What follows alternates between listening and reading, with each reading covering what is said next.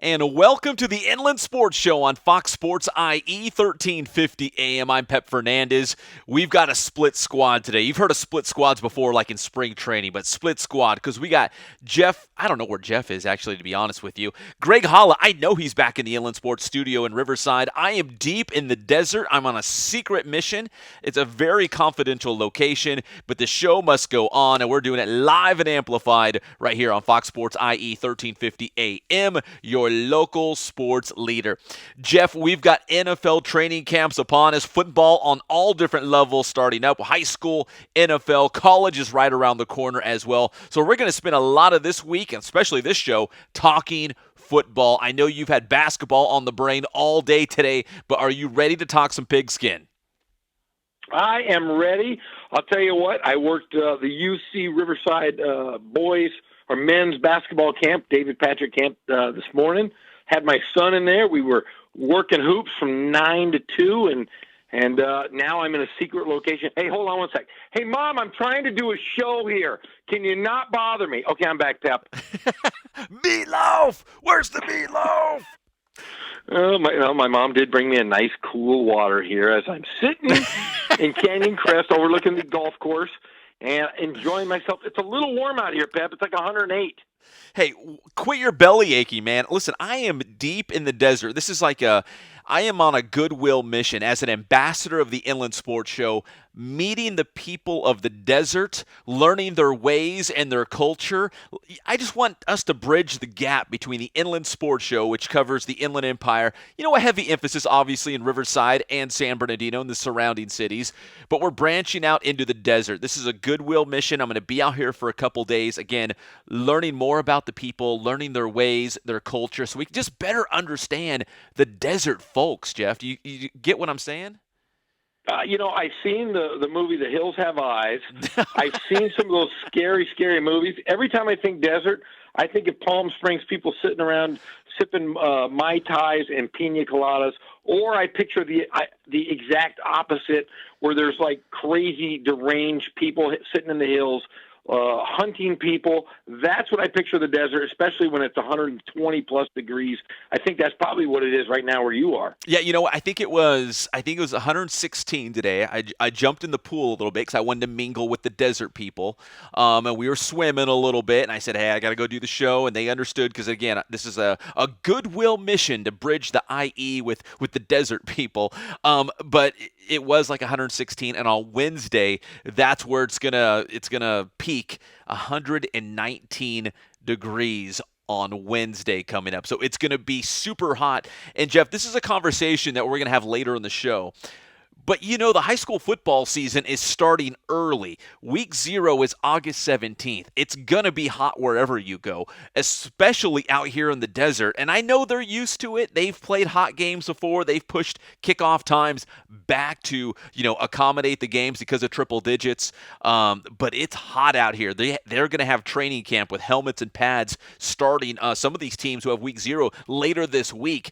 It's going to be hot, but somehow, these desert people, man, they're resilient. They find a way. They still play out there and do their football thing either early in the mornings, especially the 2 days, early in the mornings or late at night. Well, yeah, I don't know if you recall this, Pep, but I think it was La Quinta came out a couple of years. It had to be 2 or 3 years ago, and Ramona High School is holding the Army. It was the Wounded Warrior Project. And they had about absolutely right. Yes. And it was the hottest day in the Inland Empire had seen in like 15 years. It was 115 degrees. And guys, there was teams playing in the heat of the day, like right now. And I remember being there, I think with you, and I had my son with me, and I was hiding him in the shadows of the stadium at Ramona. And there was kids that were dropping like flies on the field. They were passing out. I could not imagine being a high school athlete playing out in Palm Desert and Palm Springs. Jeff, I do remember that. It was miserable, but listen, here's the deal. It was for a great cause. It was, like you said, the Wounded Warrior Project at Ramona High School. This was probably, 3, maybe 4 years ago. Freddie Holly, I remember, was the big time back at Norta Vista High School. Norta Vista played Palm Desert in the afternoon game. I think it was like a 1 o'clock kickoff. Yes. I made the mistake of wearing flip flops. I remember my feet were on fire. You could see the heat just, permeating, like resonating from the turf. You could see it in the air. It was absolutely miserable. But you know what?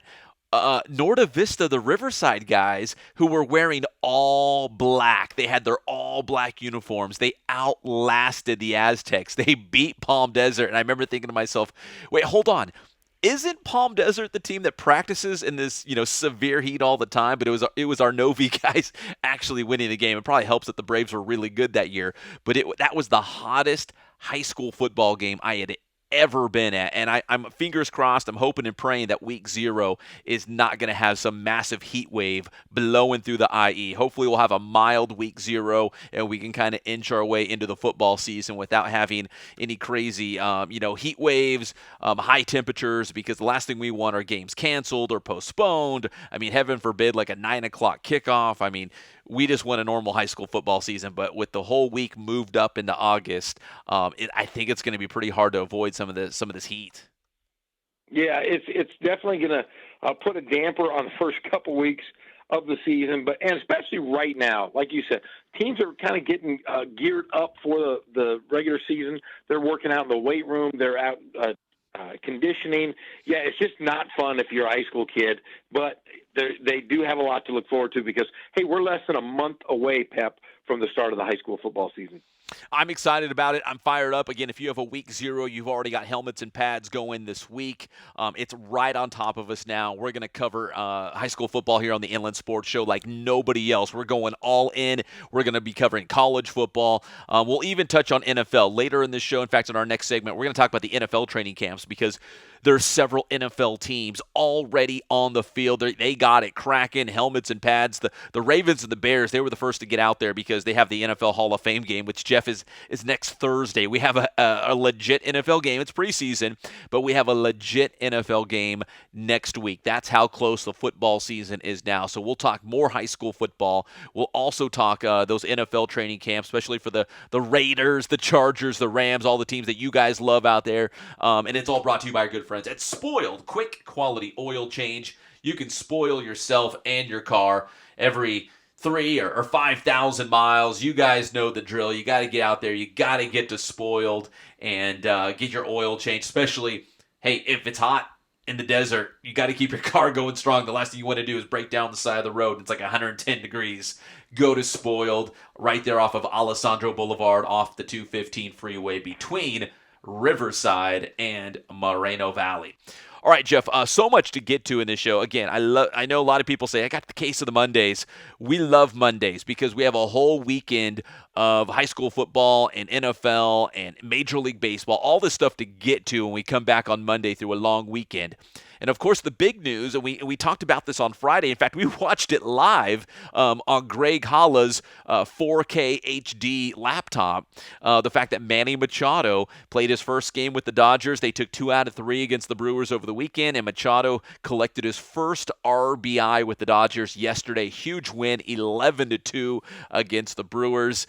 Jeff, if you're a Dodgers fan, you got to be super fired up to see Manny Machado not only in the lineup, but already fitting in and already producing. I think this is signs of things to come. If you're an Arizona Diamondbacks fan, I think that gap between Arizona and the Dodgers is only going to widen as the Dodgers get healthy with their pitching staff. I think the Dodgers look like the team to beat right now in the National League. Well, yeah, and you talked about Manny Machado. Manny Machado, it's even if he doesn't come out and produce right away, it's a good shot in the arm. It's a great way to start the second half of the season. You got to figure Matt Kemp and Manny Machado both in the All-Star game. Matt Kemp, man, who thought this guy was going to be this good at this age for this long? He is continuing his tear across the National League. I believe he had 2 home runs yesterday in that victory over the Brewers, and he just seems to keep battling Father Time. And remember, the Dodgers were thinking about cutting him when they brought him over in that trade. Yeah, you know what? It's kind of wild that Matt Kemp would be I would say maybe their most consistent hitter. I know Max Muncy has been a pleasant surprise Kike Hernandez has found a lot of power this season, but Matt Kemp, the all-star, has been that guy. He had 2 home runs yesterday against Milwaukee in that huge win. Manny Machado had an RBI. Austin Barnes not getting as much playing time as last season, because remember last season Austin Barnes got a lot of the starts down the stretch and then into the postseason. He had 2 RBI yesterday in that big win.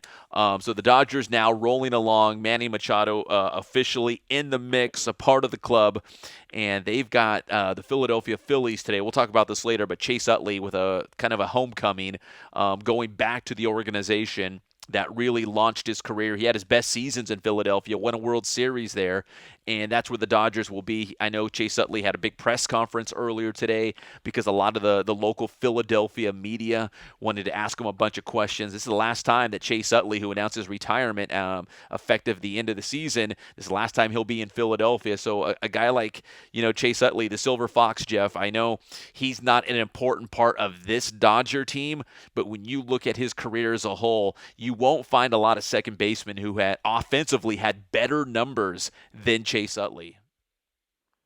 No, he has just been a stalwart, throughout his career, and it's really a nice way for a guy to end his swan song, walk off the field on his own accord, getting the accolades of places he's played. The Dodgers organization really took him in with open arms, and I'll tell you what, that can be a positive for this Dodger team to kind of get them over the hump. Remember, they went all the way to the World Series this past year. You talked about Barnes. Barnes was a stud in the World Series, even though they couldn't get over the hump. These stories, bringing in Machado, Utley's retirement, guys are going to want to play for these guys.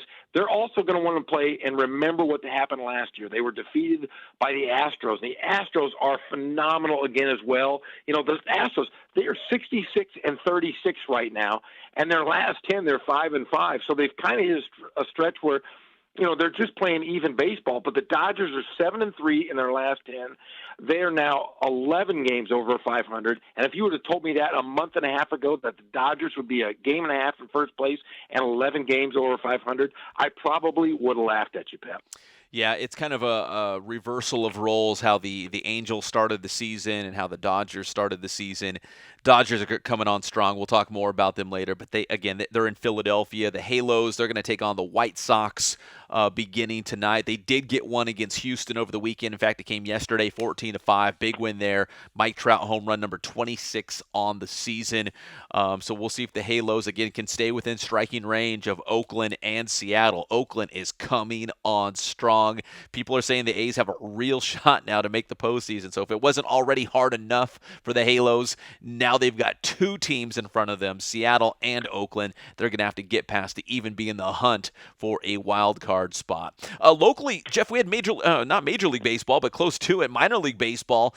Greg Holla had an early day. I mean, he had to break out the Creed very early because he listens to Creed when he gets dressed in the mornings. He had an early start. So did the Quakes. The Quakes lost to the Modesto Nuts. Nuts. 8-6 was the final score. It was an early start out there at Lone Mart Field, and I know Greg Holla is probably queuing up the Creed right now because he loves his Creed. But the Quakes did lose 8-6. That's back-to-back losses at Lone Mart Field for the Quakes. But they're the first half champions. They went on that crazy winning streak, so they've built this big lead in the South Division. Don't worry about the Quakes. Modesto got them today though, 8-6. The other big baseball news, Jeff.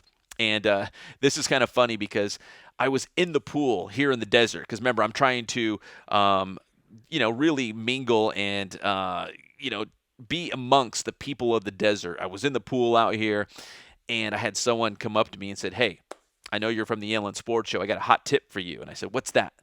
They said, "Tim Tebow has a broken hand. He's not going to be called up by the Mets this year." So, Jeff, even out here in the desert, the Inland Sports Show has many sources. I was tipped off in the pool as I was throwing the ball around, sipping on an ice-cold water, and Tim Tebow has broken his hand. If you were holding out, Jeff, for a September call-up for Tim Tebow, it looks like it will not happen. I don't know how you feel, Jeff, but I'm bummed. I'm a Mets fan. I wanted to see him called up to the big league level in September.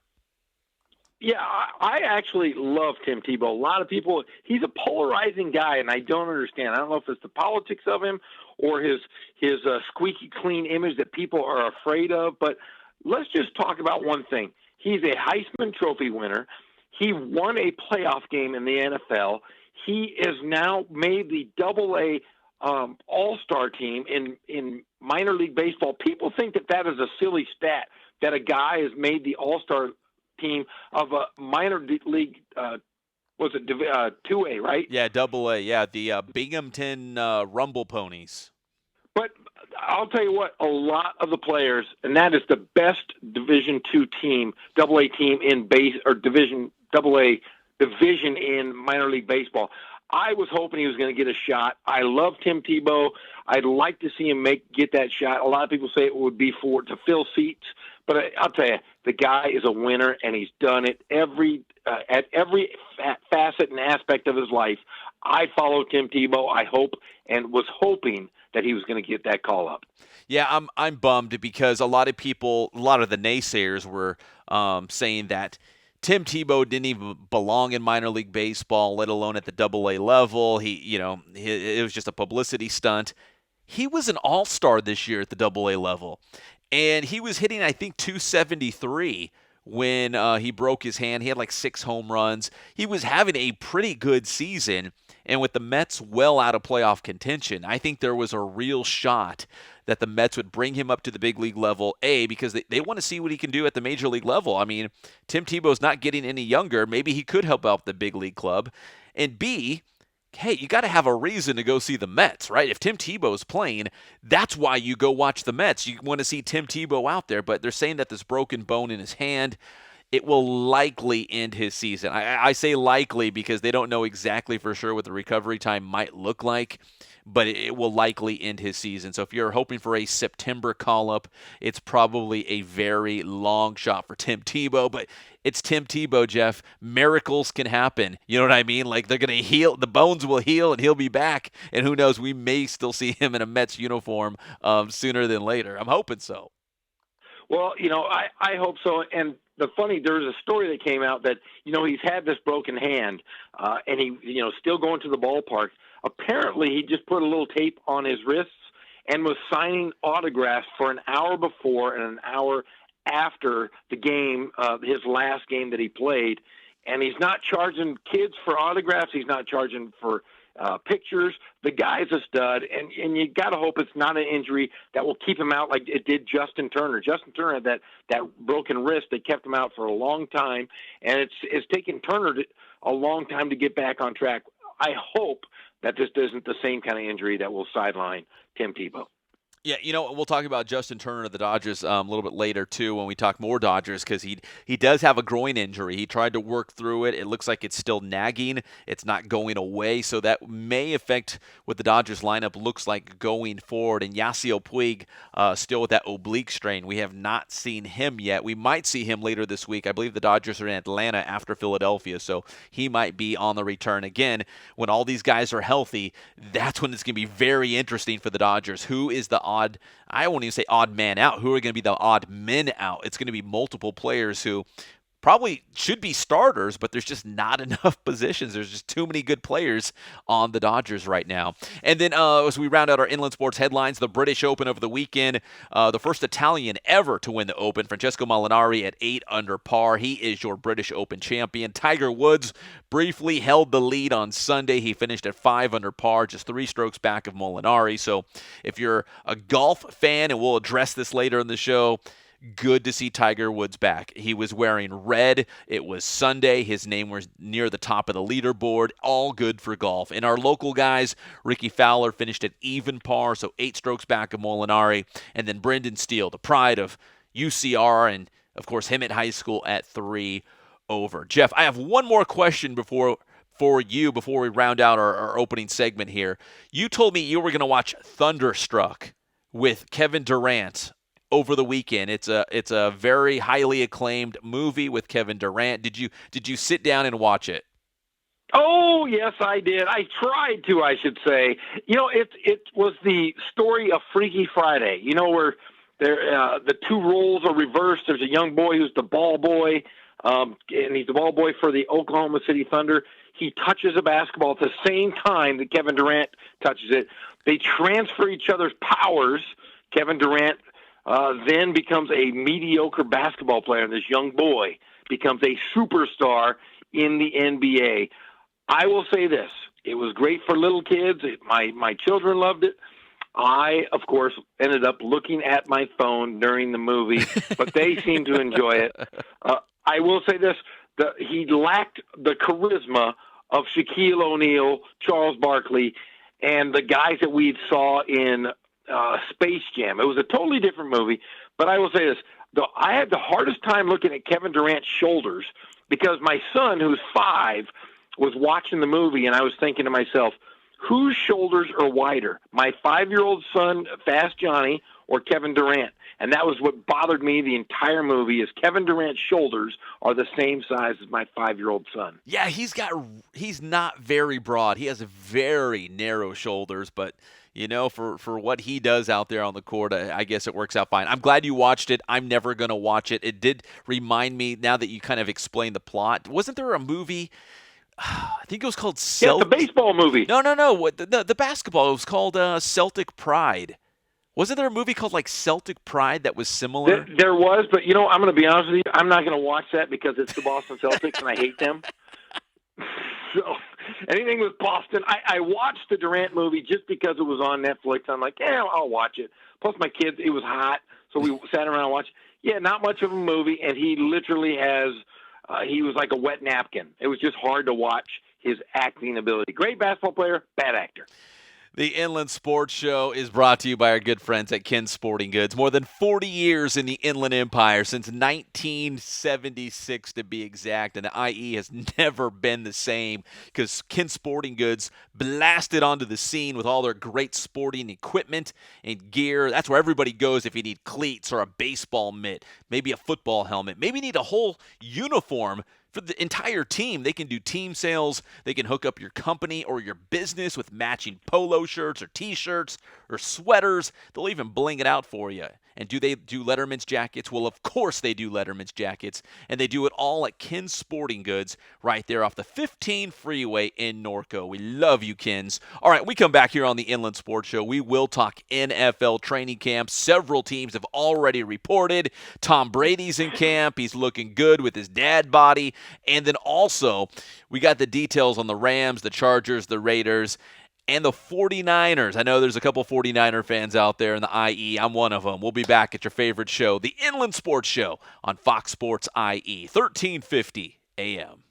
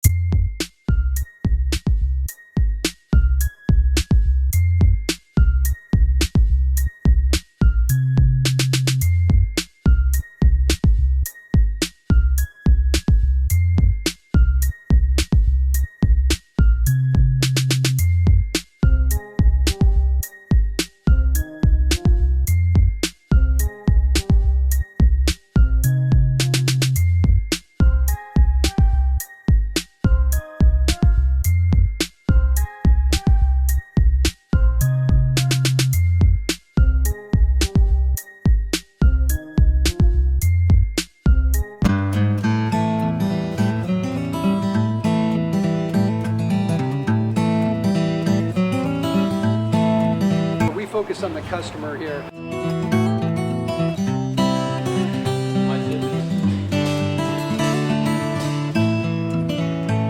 Believe it or not, that is the biggest thing for customers on an oil change. They just want the driving in, getting it done, and driving out.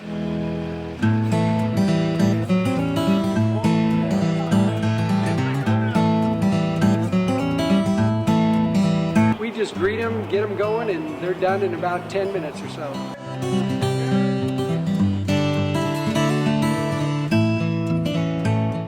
push any sales on them. We do the oil change, and I think that's what sets us apart is our customer service. Back to well, everything's looking pretty good. You come into us one time, believe me, we'll spoil you and you'll be ready to come back the next time.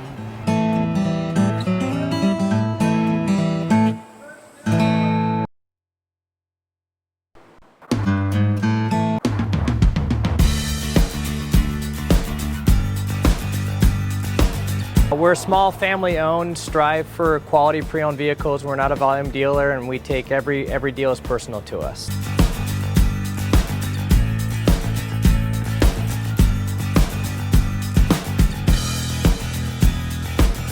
We're a low-stress environment. We're not a pressure sales house. If you want to shop us, you're more than welcome to shop us. We have, like I said, great rates, competitive financing, a lot of one-owner, clean Carfax, clean title vehicles. As you see, we have Carfax everywhere. That's most important to us, to educate our customers before they make a purchase.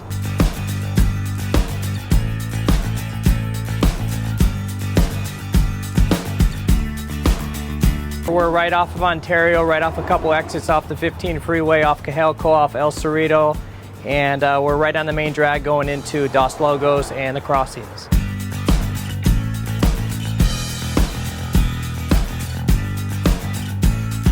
We have great financing, we have great lenders that we're using. We do buy, sell, trade, cash for your car. Whatever we need to do to help accommodate the customer, that's what we're here for.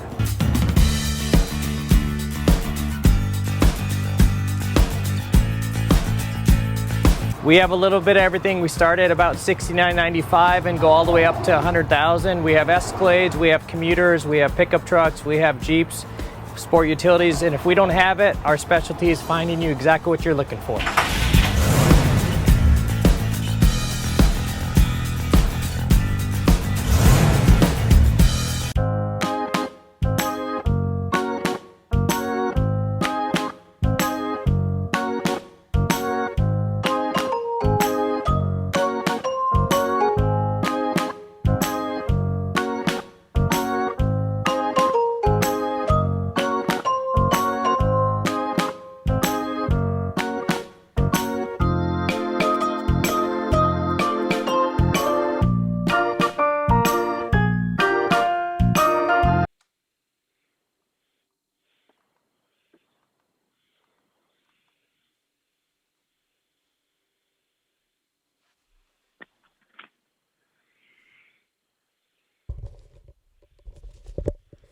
Okay, I'm back.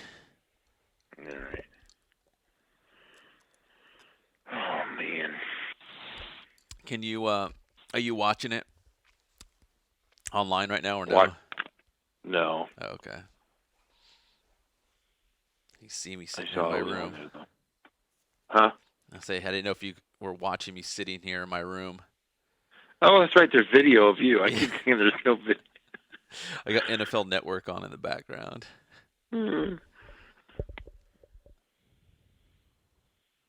Hey, I knew Tony Sperano. You knew him? Yes, I did. I did. How'd you know him? His kid, he used to live in San Diego in the off season, and he would bring his kids to San Diego State basketball camp, and he would hang out. Should we mention that? You want to mention that? Yeah, I mean, you can. I mean, he was a really nice guy, though. His kids were awesome. But yeah, he would come over and hang out with Coach Fisher quite a bit. All right, stand by. We got to be close.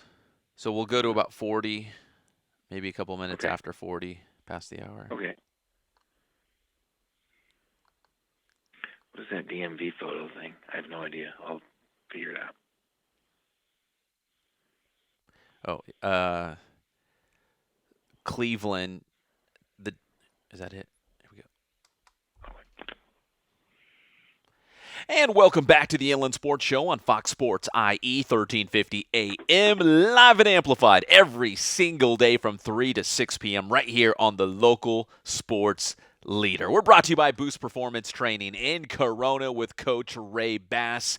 You know, athletes of all levels and all sports, whether you're just starting out or you're on the verge of going to, I don't know, say college or turning pro, they can help you out. Lacrosse, golf, track and field, soccer, football. They do it all at Boost Performance Training in Corona with Coach Ray Bass. Don't get lost in the sauce. Don't believe all the hype. You just want to see results. You want to be explosive. You want to be dynamic, and you can do it at Boost Performance Training. Follow them on Instagram and Twitter. The website is boosttrainingsystems.com. Jeff, we have NFL training camps underway, and before we get to the nuts and bolts for, the teams here in Southern California, and of course the Raiders and the 49ers, I came across this gym. So remember Eli Manning, when he was drafted many moons ago, he told the Chargers, at the time, the San Diego Chargers, don't draft me. I don't want to play for you. I'm not gonna show up. And the Chargers did it anyways. So there's an iconic photo of Eli Manning, his family, his mom and dad, standing there with a Chargers jersey. He was only with the Chargers technically for less than an hour, about 45 minutes. And it was recently asked, to Eli Manning, what happened to that Chargers jersey? You were the number 1 overall pick in the NFL draft. You had a San Diego jersey. Your name was on it. Then you were traded, obviously, to the Giants in exchange for Phillip Rivers and some other picks. What happened to that jersey? Jeff, it still exists. It's still in the Manning family. I believe in the article it said his mom has it. But that's kind of a cool piece of history that, for 45 minutes, Eli Manning was a San Diego Charger. I think a lot of people forget that he was willing to hold out. He said he wasn't going to play for them. It was, if you look, though, in hindsight, it was a smart move by the Chargers because they got Phillip Rivers, who was their franchise quarterback for forever, and they got a bunch of different draft picks. So in the end, it looks like the Chargers, I don't want to say won it, but they definitely got enough value in return for Eli Manning. Eli won 2 Super Bowls. Phillip Rivers became the franchise quarterback for the Chargers, and they got a ton of other draft picks, which included Sean Merriman, the big-time linebacker who starred for the Chargers for a long time. But that jersey, Jeff, is still out there somewhere, although I know your theory, grown men couldn't wear it because you never wear another jersey with someone's name on it, but it's out there, Jeff.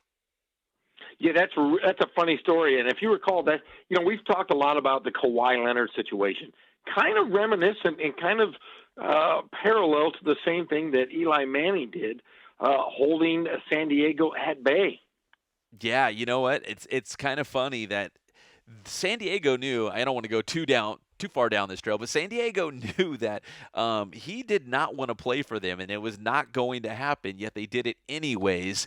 And again, in the moment, you're probably thinking, what are you doing? He's not going to play in San Diego.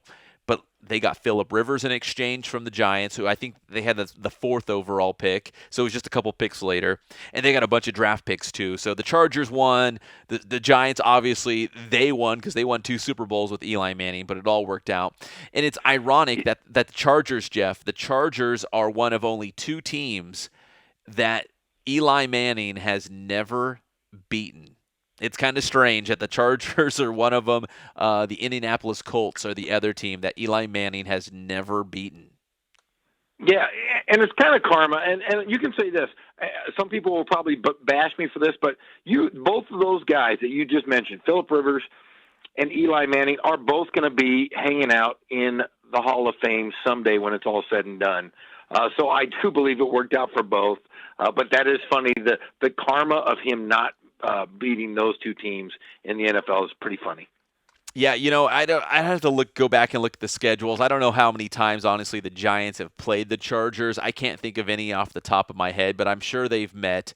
And the Colts are that other team, so it's kind of strange. The Colts, who synonymous with Peyton Manning. We never had that Peyton versus Eli game where Eli won, so it's kind of funny. That's the Colts and the Chargers, the 2 teams that Eli Manning has never beaten. Now we go to NFL training camps here on the Inland Sports Show on Fox Sports IE 1350 AM. Here's the dates that you need to remember. And, Jeff, get your pen and pad out because I know you're going to go to Chargers camp. The Rams, their veterans, the entire team, reports today.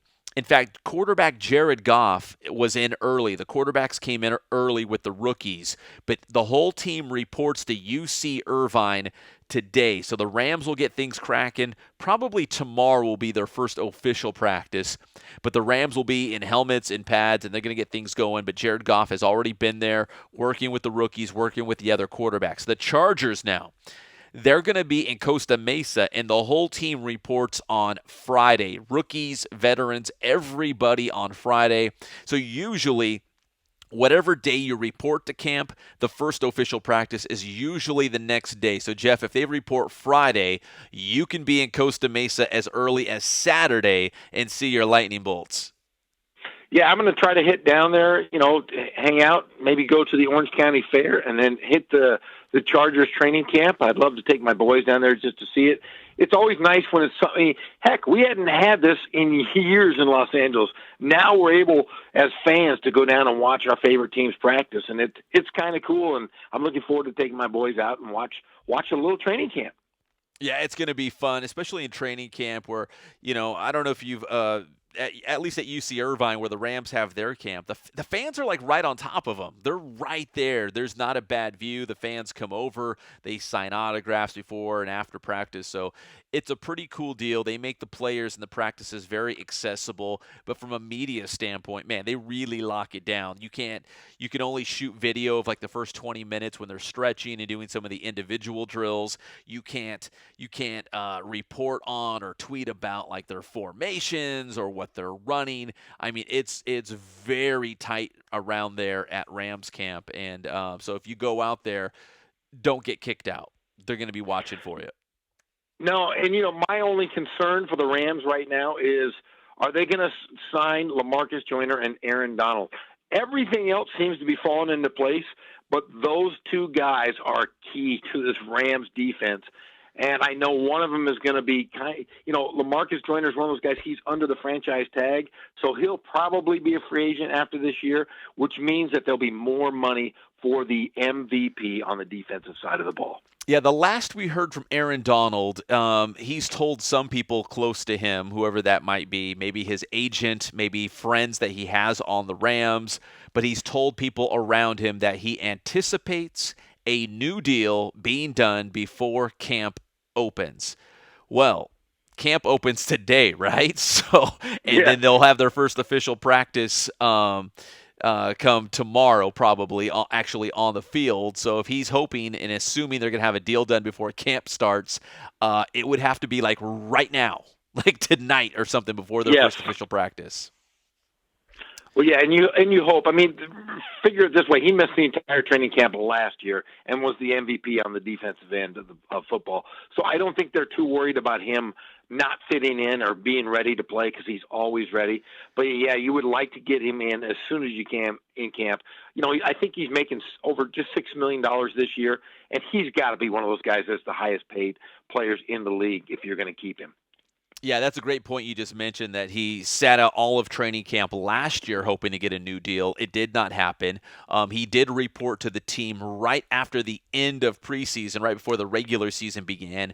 And because he reported so late, it took about 3 weeks to get him up to speed. But really, there was no lack in play because he was the NFL Defensive Player of the Year. So he's going to come in ready to go. It's not like he's going to be out of shape, that he's sitting on a couch somewhere eating chips and just waiting for the Rams to call. No, he's still working. He's just doing his own thing on the side. He will be ready to go whenever the Rams and he iron out this contract. But he will be there. The other big holdout as we go to the Raiders will start their mini camp up in Napa. The full team will be there on Thursday. The rookies have already reported as of today. Khalil Mack, the other big-time defensive player. Right now, if you're talking about the two best defensive players, and they're both young guys on their rookie deals, it's Aaron Donald and Khalil Mack, and they need Khalil Mack in camp. He's another holdout hoping for that big payday. But both these guys, you want to see the Rams and the Raiders at full strength when the regular season begins. But both these guys, Jeff, want more money, and I get it. I don't blame them for that. Yeah, and you can't blame them for the simple fact is the NBA and Major League Baseball all have guaranteed contracts. The NFL, heck, you could be hurt one week and out of football the next, and not claim any of that money. We're starting to see more and more guaranteed contracts, or I should say partially guaranteed contracts in the NFL.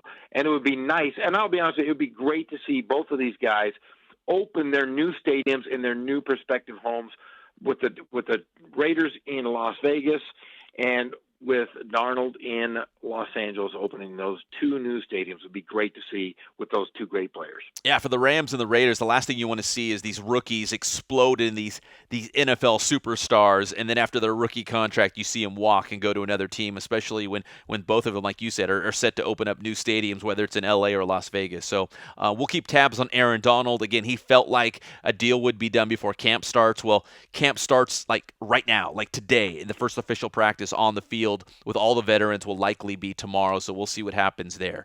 When we come back here on the Inland Sports Show, we're going to talk Sharks, and we're going to talk Tiger, a very animal-filled third segment here in our opening hour of the Inland Sports Show on Fox Sports IE, 1350 AM.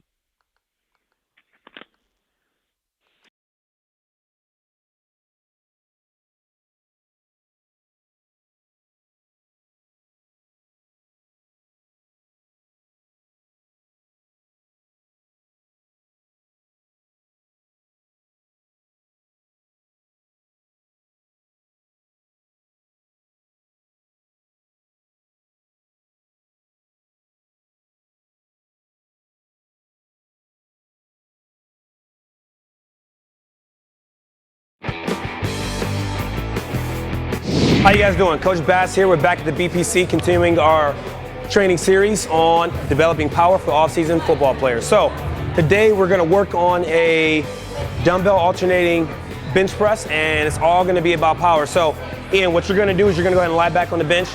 I love programming this drill here for linemen, really for all athletes, but especially for linemen, D linemen, because they're always grappling, they're always striking. You want to be nice and strong and powerful. So what he's going to do, he's going to alternate. He's going to go down 2 seconds. He's going to pause 1. He's going to go up 1. Let's hit it. Good, going really fast on the way up. So again, working on 3 different aspects of strength here. We got that slow eccentric coming down, right? We got that isometric pause there, and then we got that fast contraction coming up, that fast concentric. So like I said, we're working on 3 different aspects of strength. This is a great drill to maximize power, and we do it right here at Boost. Grind hard, stay solid. How you guys doing? Coach Bass here. I want to talk a little bit about today's training tip. We showed you guys the dumbbell alternating speed press, all right? And we talked about was a 2-1x tempo. I want to show you guys how we progress this exercise and continue to maximize power. So with that 2-1x tempo, we go down 2 seconds, we pause for 1, and we go up fast. So what we'll do is over time, we'll progress those tempos. So we'll go from a 2-1x to a 1-1x tempo. We go down 1 second, pause for 1, and we get that fast concentric contraction. And then finally we'll go to an X1X tempo where we go down fast to isometric pause and then fast up. So really what we're doing is we're just developing speed, developing power through different muscle contractions. That's how we progress our drills right here at Boost.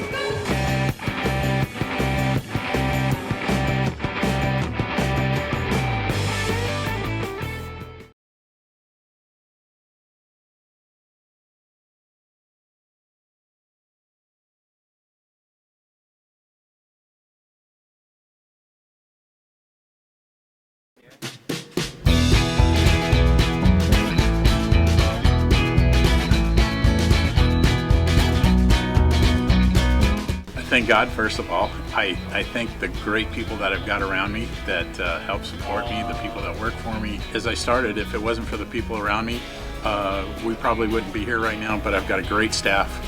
I've got great people that do stuff for us outside the store, and we've been very, very fortunate.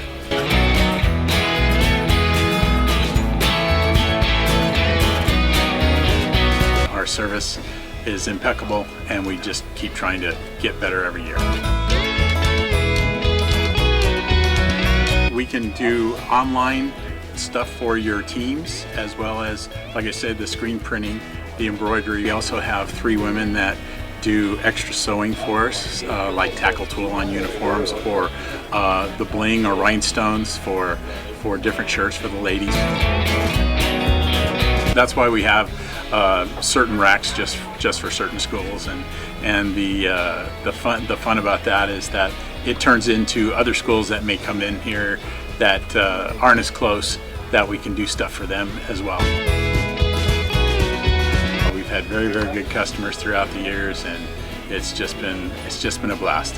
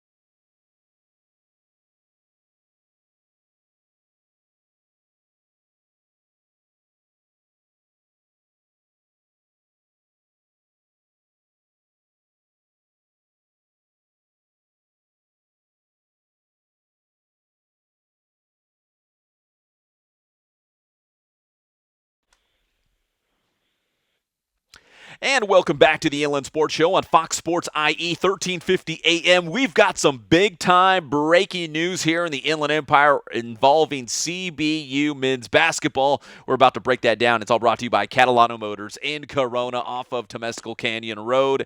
You can buy, you can trade, you can finance. You're already going to save thousands of dollars on their weekly specials. But when you mention the Inland Sports Show, you get an extra $500 off. What a deal. We're here to help. We're trying to put money back in your pocket, Inland Empire. If you go to Catalano Motors in Corona off of Temescal Canyon Road, they're going to hook it up big time. CatalanoCars.com. Make sure you mention the Inland Sports Show. Jeff, we will get to sharks and tigers and golf and all that good stuff, but we've got some breaking news we got to get to right now on the Inland Sports Show. Yes, the CBU men's basketball is entering the Division I era, and they have just released their home schedule. Their entire schedule has not been released yet, but we do know who the CBU Lancers will be playing at home this year. Let's hear it. I haven't even seen it myself. Let's talk about this. Well, the first game that they will play at home is against a Big West opponent, Cal State Northridge, on November 6th. So that'll be the I'm going to write this down. I got a pen and a pad. November 6th, the first ever Division I home game for Cal Baptist University is against Cal State Northridge. That's big time. So the Matadors are going to be in town playing at CBU, a big game. Kind of nice to see CBU bringing in a good-sized Division I school to the Inland Empire for that first game. Well, I will read off the rest of the home schedule. On November 9th, they're going to play San Diego Christian, a small school out of San Diego. And then they go December 1st, Mississippi Valley State will be in on campus at the arena at CBU. Then another Big West opponent on December 5th. UC Irvine will be making an appearance at CBU. Then they're going to play Caltech. Then they play Laverne. And then New Mexico State will be here on, looks like, January 3rd. And then they're going to start that great WAC conference schedule versus Rio Grande Valley on the 5th of January. Cal State Bakersfield on the 24th. Grand Canyon then comes in on the 26th of January. And then Chicago State will be February 7th. Missouri, Kansas City on the 9th of February. And then they're going to round out their WAC schedule versus Seattle U on the 28th and Utah Valley on March 2nd. So that is the home schedule for CBU men's basketball. That is awesome. Jeff, a couple things of note that I want to, hearing this for the first time like everybody else right now as you read it off. I want to see CBU take on those Big West Conference schools, Cal State Northridge and UC Irvine, right? Those were the two Big West schools? Yes. Okay, so Russell. It's because I want to see them, what they do against that level of competition, right? There's going to be some comparisons. We're going to find out exactly what kind of level of basketball Cal Baptist is at. That's going to be kind of our measuring stick because we see a lot of Big West basketball doing the UC Riverside game. So I'm excited to see the Lancers in action against the Anteaters and the Matadors. The other game, Jeff, that you mentioned, and I believe that is going to be their WAC opener, their conference opener, is New Mexico State. New Mexico State, correct me if I'm wrong, they were the WAC team that went to the NCAA tournament last season, right? They won the conference tournament and went to the big dance, March Madness. That is true. So, yeah, they're going to open up against the WAC power, and that will really be the big measuring stick to see where Cal Baptist is starting year one. I'm not expecting Cal Baptist to be great year one. I do know that they will compete. Coach Croy will have them play, and they will be in every single game. But that is really, really a big jump. We saw it with UCR. It took them a while to kind of get going. And I do think there'll be some growing pains for Cal Baptist, but you can't count them out when you have Rick Croy, and he's able to recruit these graduate transfers, Division I tossbacks, and some JC guys peppered in with the young guys he already has. I think Cal Baptist will compete. It's just a question of how well they'll compete. Yeah, I'm fired up. And again, once they, embark on the season, maybe even from that very first game, let's say they blow out Cal State Northridge. That might change the way we think about CBU in terms of how fast are they going to be successful at the Division I level, because maybe Northridge is not one of the best teams in the Big West Conference. Nevertheless, though, they are a Division I program, and they're going to be a lot better. They got a new head coach, Coach Gottfried, over there. I think we're going to find out a lot about CBU after that first home game against Cal State Northridge. And again, UC Irvine, Jeff, we saw them. Very good. That's a very good Big West team. And then New Mexico State, who's an NCAA tournament team, that'll also be very telling. Now, if they're competitive or, let's say CBU even wins a couple of these games, I think they're going to be putting the pedal to the metal. They're going to accelerate this process, this learning curve to Division I, and maybe it won't be that long before we see Cal Baptist very competitive in the WAC and maybe in the NCAA tournament, although still in this transition process, so they're not postseason eligible yet, but we will see the writing on the wall like, hey, CBU looks like they're bound to make it to the tournament, someday soon. Yeah, and I just want to touch on a couple of teams you just mentioned. Cal State Northridge, like I said, has Gottfried as a new head coach, but there are two guys on that bench we've heard of. One of them is a national championship coach, and Jim Herrick, former coach of UCLA, and Mo Williams, who was a great player that played in Cleveland with LeBron James.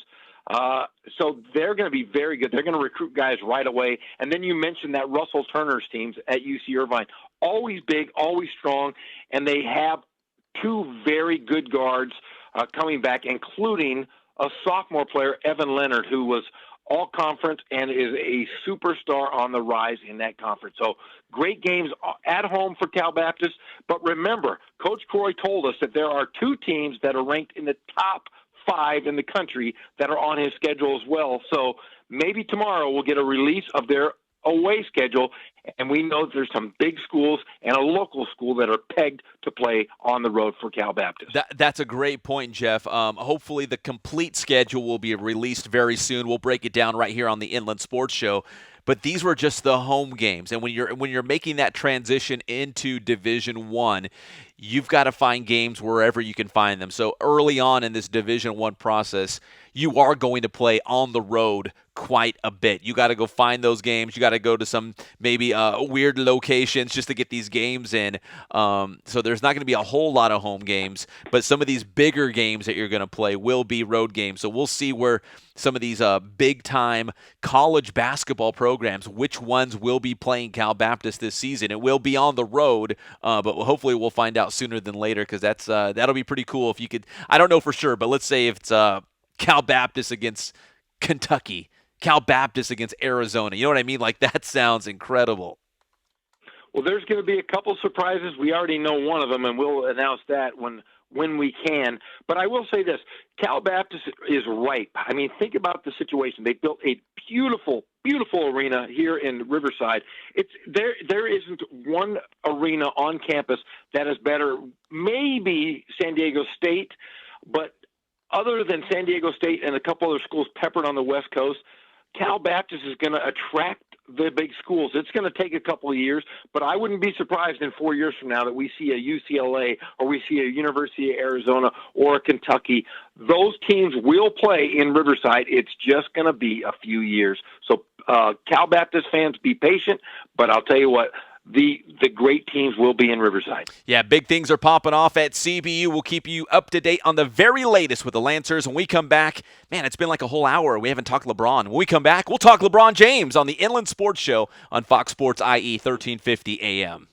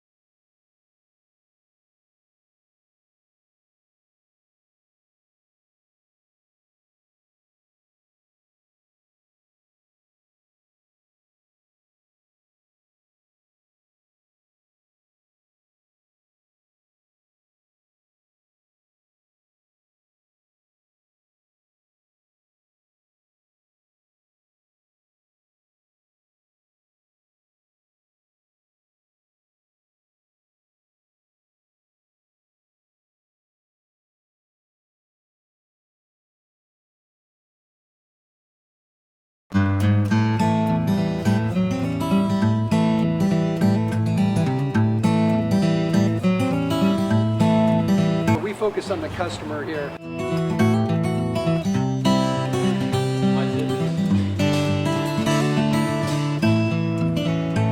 Believe it or not, that is the biggest thing for customers on an oil change. They just want the convenience of coming in, driving in, getting it done, and driving out.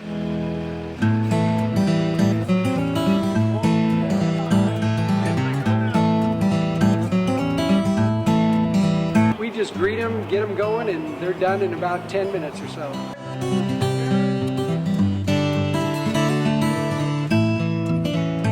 We don't push any sales on them. We do the oil change, and I think that's what sets us apart is our customer service. Vacuumed and cleaned your windshield for you. Everything's looking pretty good. You come into us one time, believe me, we'll spoil you and you'll be ready to come back the next time.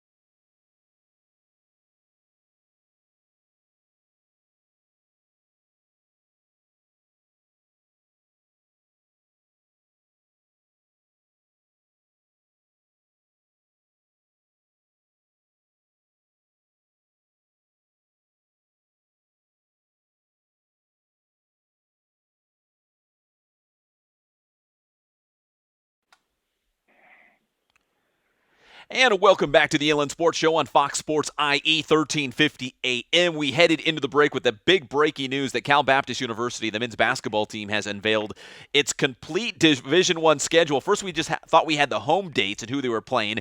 Now we got the complete schedule, and I should say in about 1 hour at 5 o'clock, Lancers head coach Rick Croy will join us live on the show to help us break it down. Jeff has all the juicy, exclusive details. We'll get to it next. It's all brought to you by our good friends at Spoiled Quick Quality Oil Change. You can spoil yourself and your car every 3,000 or 5,000 miles. In fact, you're probably overdue right now. Get on over to Spoiled off of Alessandro Boulevard, right off the 215 freeway between Riverside and Moreno Valley. Get your oil change, the wiper blades, the whole deal. We love you, Spoiled. Spoiled Quick Quality Oil Change. So, Jeff, first we thought we had, the home dates for their first Division I schedule. Now we've got the whole thing. Again, Rick Croy will join us live in about 1 hour at 5 o'clock. But, Jeff, some of those big road games that we were hinting at, give us more details on those now. Well, there is a top 5 power, as Coach Croy told us, going into the season, and they're going to play. Before I get to that, I'll go over some of these other teams. November 16th in Oklahoma, they're going to play Tulsa, who's always a tough opponent. Then they go to Arkansas Pine Bluff and Little Rock. And then the biggest one on the schedule that you can talk about a national power is a Sweet 16 team in the University of Nevada. That will be November 19th in Nevada, and Nevada has everybody coming back. That is going to be a great game for the Lancers. That will be the biggest opponent they've played. So they've got Nevada on their schedule, and I know local basketball fans, there's another game that they've wanted to see. In fact, we've wanted to see this for a long time, and it's going to be a big-time rivalry as the 91 kind of separates these two schools. That Cal Baptist will play at UC Riverside this season. Jeff, what's the date on that one? November 29th. That is a Thursday night. It will be at 7 p.m. You and I will be courtside. And I'll tell you what, how much fun will it be to call that first Division I game between our two favorite schools in the city of Riverside? Jeff, I rarely get excited about anything. I'm pretty even keel. I don't get too excited. I don't get too sad. I'm kind of right down the middle.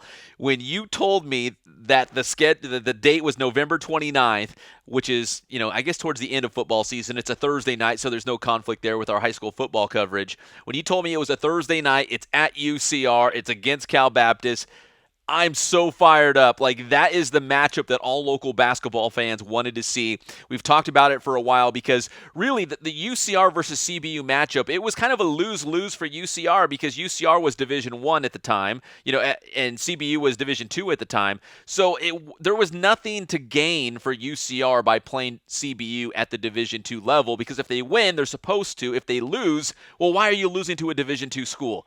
Now they're both Division I. They're both in Riverside. They're split by the 91 freeway. This is what everyone wanted to see, and I think we're at liberty to share this. It's going to be the first of several games between the two schools, CBU and UCR, that's going to go back and forth between their home courts. Yeah, I mean, I don't think we're keeping any secret here. The fall sports schedules have been released at UC Riverside, and you look at that volleyball schedule, they've got the Highlanders and Cal Baptist playing one another.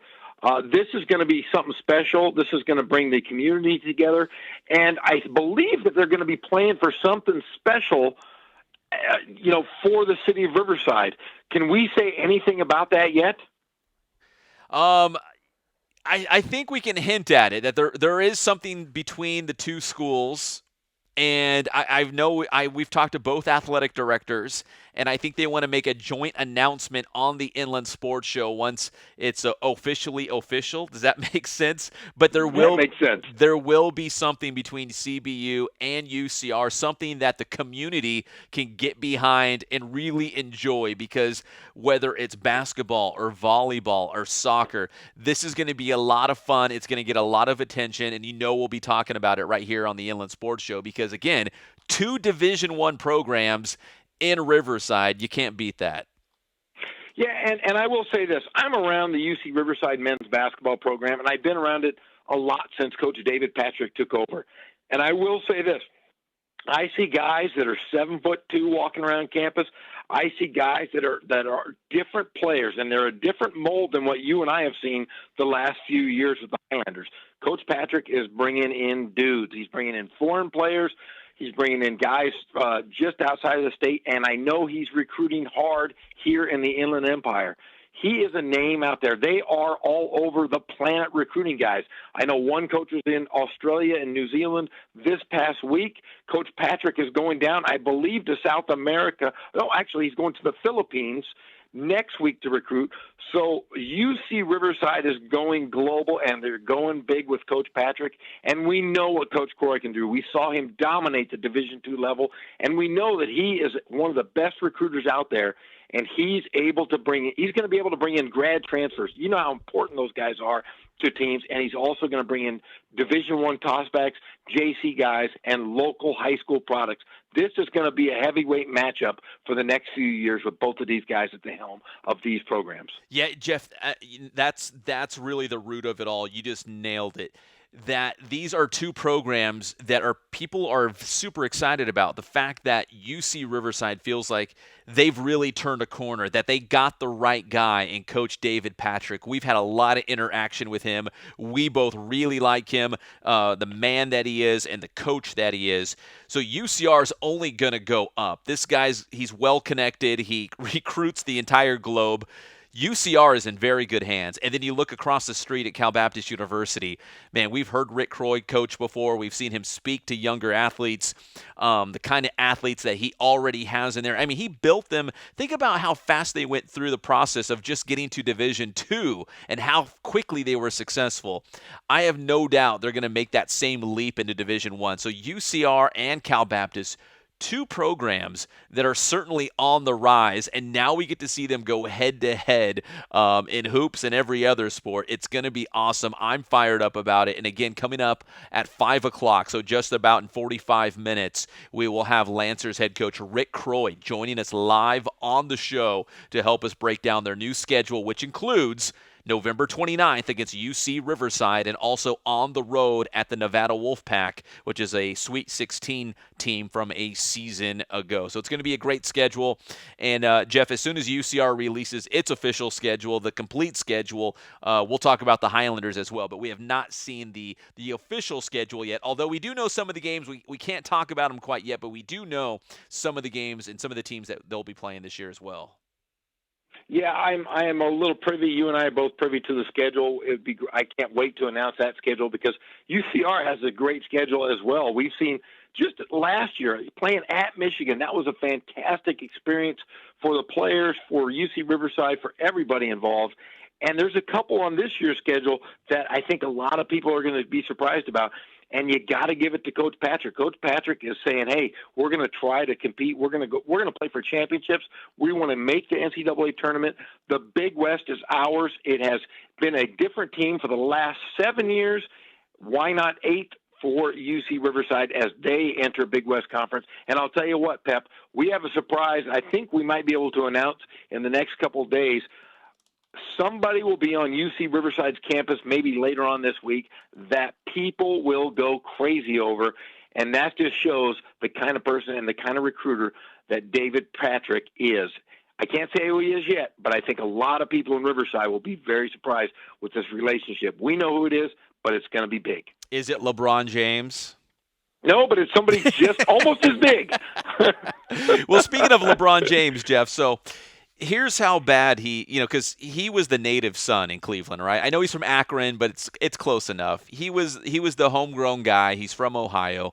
This is how bad they look at LeBron James now in Cleveland. The DMV, you go to the DMV, you get your driver's license, you do all that kind of stuff.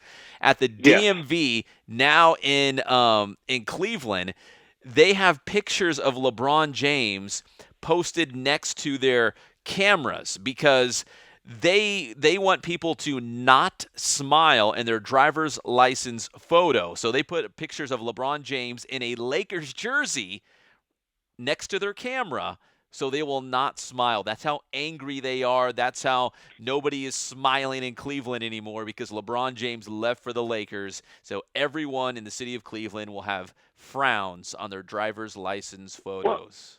Why the frowns with their DMV photo? I always smile. I think it's one of those things that you should do. Why would you want to not smile in your picture? You know what? It's a sad time in Cleveland, man. A, you're in Cleveland, and B, you don't have LeBron James anymore. Listen, you're stuck with the Cavaliers with no LeBron. You've got the Cleveland Browns. I mean, you'd be frowning too. Yeah, I mean, my wife is from Cleveland, and she's always melancholy. So, yeah, it must be the area of Cleveland. But that is a funny story. Man, I'll tell you what, LeBron James is in every news story in America right now. And I think he's still in the news here locally, isn't he? He is. And let me ask you this, because you're the Laker fan. Greg Holla is the Laker fan here on the show. Let me ask you this. So Cleveland obviously does not like LeBron James at this point. And in Los Angeles, I feel like it's still split on who likes LeBron James because there was another mural of LeBron and some Laker greats that was vandalized, that was defaced. This is another mural of LeBron James. Are there that many LeBron James haters out there that they don't want to see him in a Lakers uniform. It doesn't matter if they're better and they're going to compete for a championship, all those things that the Lakers are hoping to rekindle with LeBron in the lineup. Doesn't matter. They're like, we don't want LeBron. He's not one of us. We're Kobe guys, or we're original Laker fans. We don't need him. Is there still a divide? Like, why is it so divisive having LeBron James on the team? From a Laker fan, why? I think a lot of people were looking at this defacing of the murals as something. I don't think it's Laker fans. I'll be honest with you. LeBron James is he's attracted fans globally. And I'm around high school kids. They all tell me, oh, we love LeBron James. We love Cleveland. I think these are just holdover Cleveland or LeBron fans that felt he shouldn't have come out to a big city. I don't know if they're Laker fans who are disgruntled with LeBron, or they're just LeBron fans that are disgruntled he came to L.A., if that makes sense. Well, whatever's going on, it's very bizarre, because you would think that they, would be throwing parades for LeBron and putting up statues of LeBron in Los Angeles. I know he hasn't done anything yet, so I don't want to go overboard here. But to go complete 180 and actually destroy murals with his picture on it, I just, again, it must not be Laker fans. It just must be straight up hoodlums who, don't want to see anything nice out there, because it just doesn't make any sense. No, it's silly. And I'll tell you what, if you want to paint a mural, why don't you paint it out in Pomona or out here in Riverside or somewhere far enough away from the Staples Center or Los Angeles? I think it might be a little more well received out here. Well, Jeff, we're going to take a break. I am deep out here in the desert. Remember, I am embedded with the desert people. I am learning their ways and their culture so we can better understand them and really bring the Inland Sports Show to them, make them feel included in what we do on Fox Sports, i.e. 1350 AM. But I do have one beef with my friends out here in the desert. I will explain when we come back, because, Jeff, I'm hoping you can help me get to the bottom of it. It has to do with professional sports teams in Southern California, and I just feel like the desert people are missing this one, and it really just struck me the wrong way. It pushed the wrong buttons. So we're trying, me and the desert people, we're trying to mend our relationship after this, but I feel like we can push through and really make the Inland Sports Show something special out here in these triple digits. We're surviving. Hey, that sounds good. I can't wait to hear this. We'll talk sports teams, and we'll also talk, as we promised, Sharks and Tiger when we come back on your favorite show, the Inland Sports Show on Fox Sports, i.e. 1350 AM.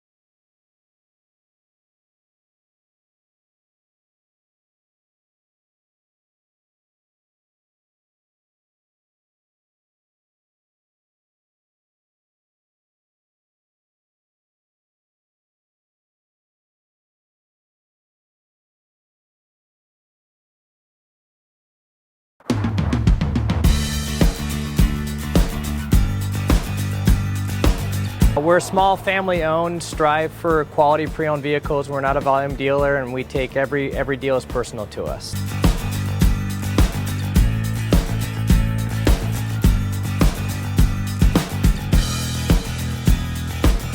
We're a low-stress environment. We're not a pressure sales house. If you want to shop us, you're more than welcome to shop us. We have, like I said, great rates, competitive financing, a lot of one-owner, clean Carfax, clean title vehicles. As you see, we have Carfax everywhere. That's most important to us, to educate our customers before they make a purchase.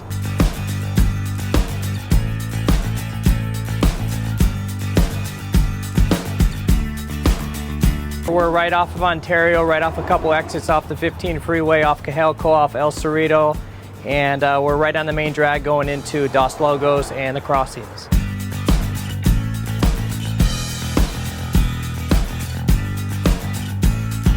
We have great financing, we have great lenders that we're using. We do buy, sell, trade, cash for your car, whatever we need to do to help accommodate the customer, that's what we're here for.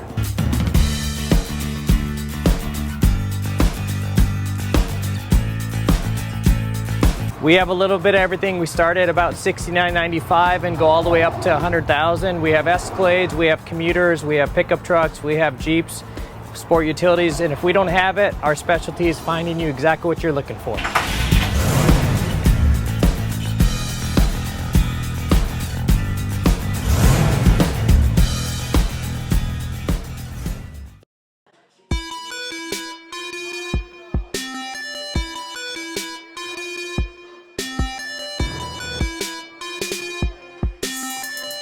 I played once upon a time at Centennial High School. I was actually on the first ever CIF championship team back in 2000, and then my senior year we won it again.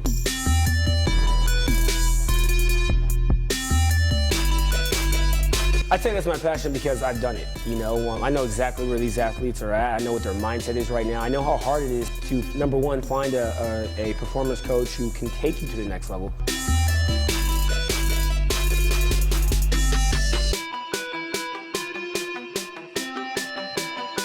What sets us apart has to be, you know, how we work with our athletes and what we know.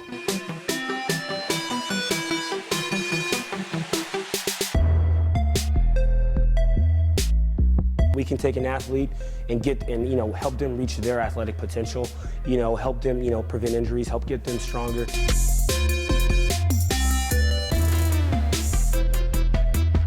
I know every single athlete who steps into this gym. I know exactly where they're at, and I'm going to progress them every week. If you're not getting results, then, you know, really what's it about? We're going to deliver something that's measurable, you know, in terms of speed, power, you know, strength, agility.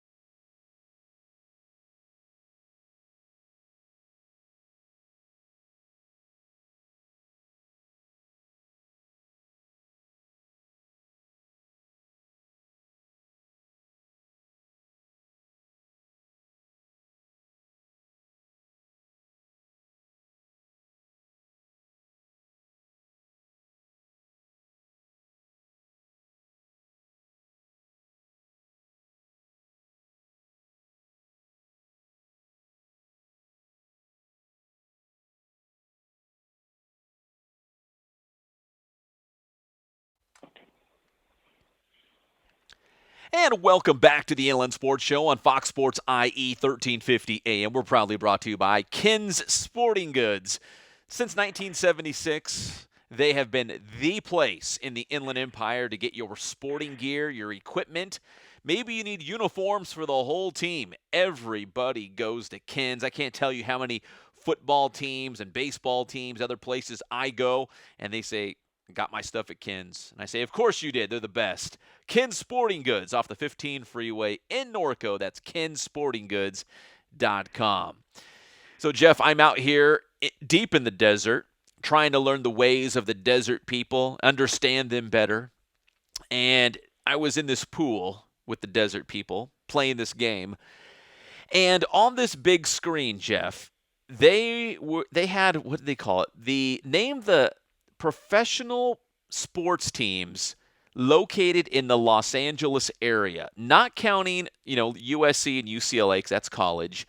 Name the pro sports teams. We're talking like high level, like the top of the sport, right? We're not talking, we love the Sixers and the Quakes and the Storm and all them, but we're talking about like the major league level, right? So yes. I want you and I to go through the list together, because this was a question. We were playing a game, high stakes game, a lot on the line. And one of the questions was, name the professional sports teams in the LA area. Let's start with football. Who's the professional football teams, Jeff, in the LA area?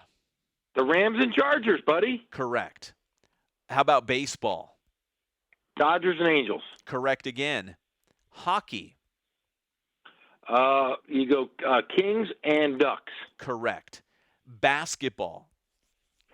Lakers, of course, and the JV team, the Clippers. Of course. And Major League Soccer.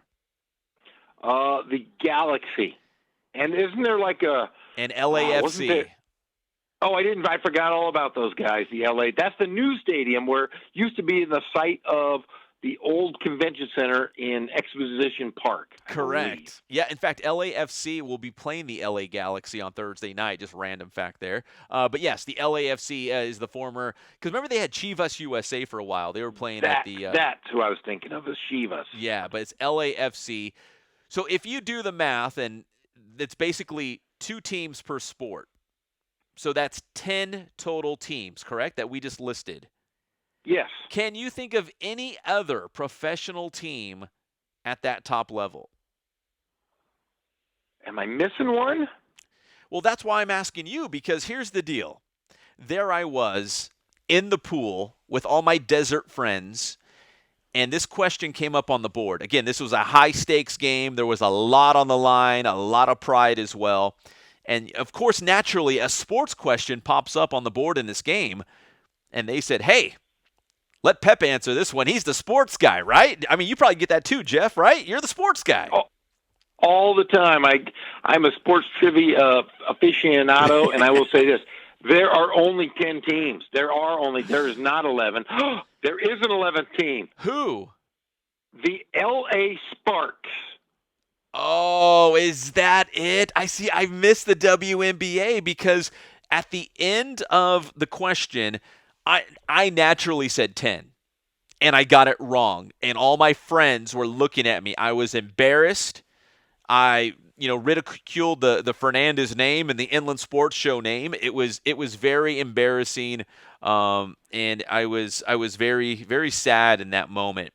Because at the end, I'm glad you said the Sparks, because at the end, Jeff, they put the logos of all the teams that were part of what they consider the 11 pro teams in Los Angeles, and they didn't have the Sparks logo. But now that you mention it, I didn't think of them either. But they didn't have the other logo, so I was all confused. See, Jeff, that's why I go to you. That's why they call you the Oracle in some circles in the IE. Yes, I am the Oracle. Yes, it has to be the WNBA. It has to be. There's no other league there is, and you could name. I would say there's probably 8 to 10 minor league different teams as well.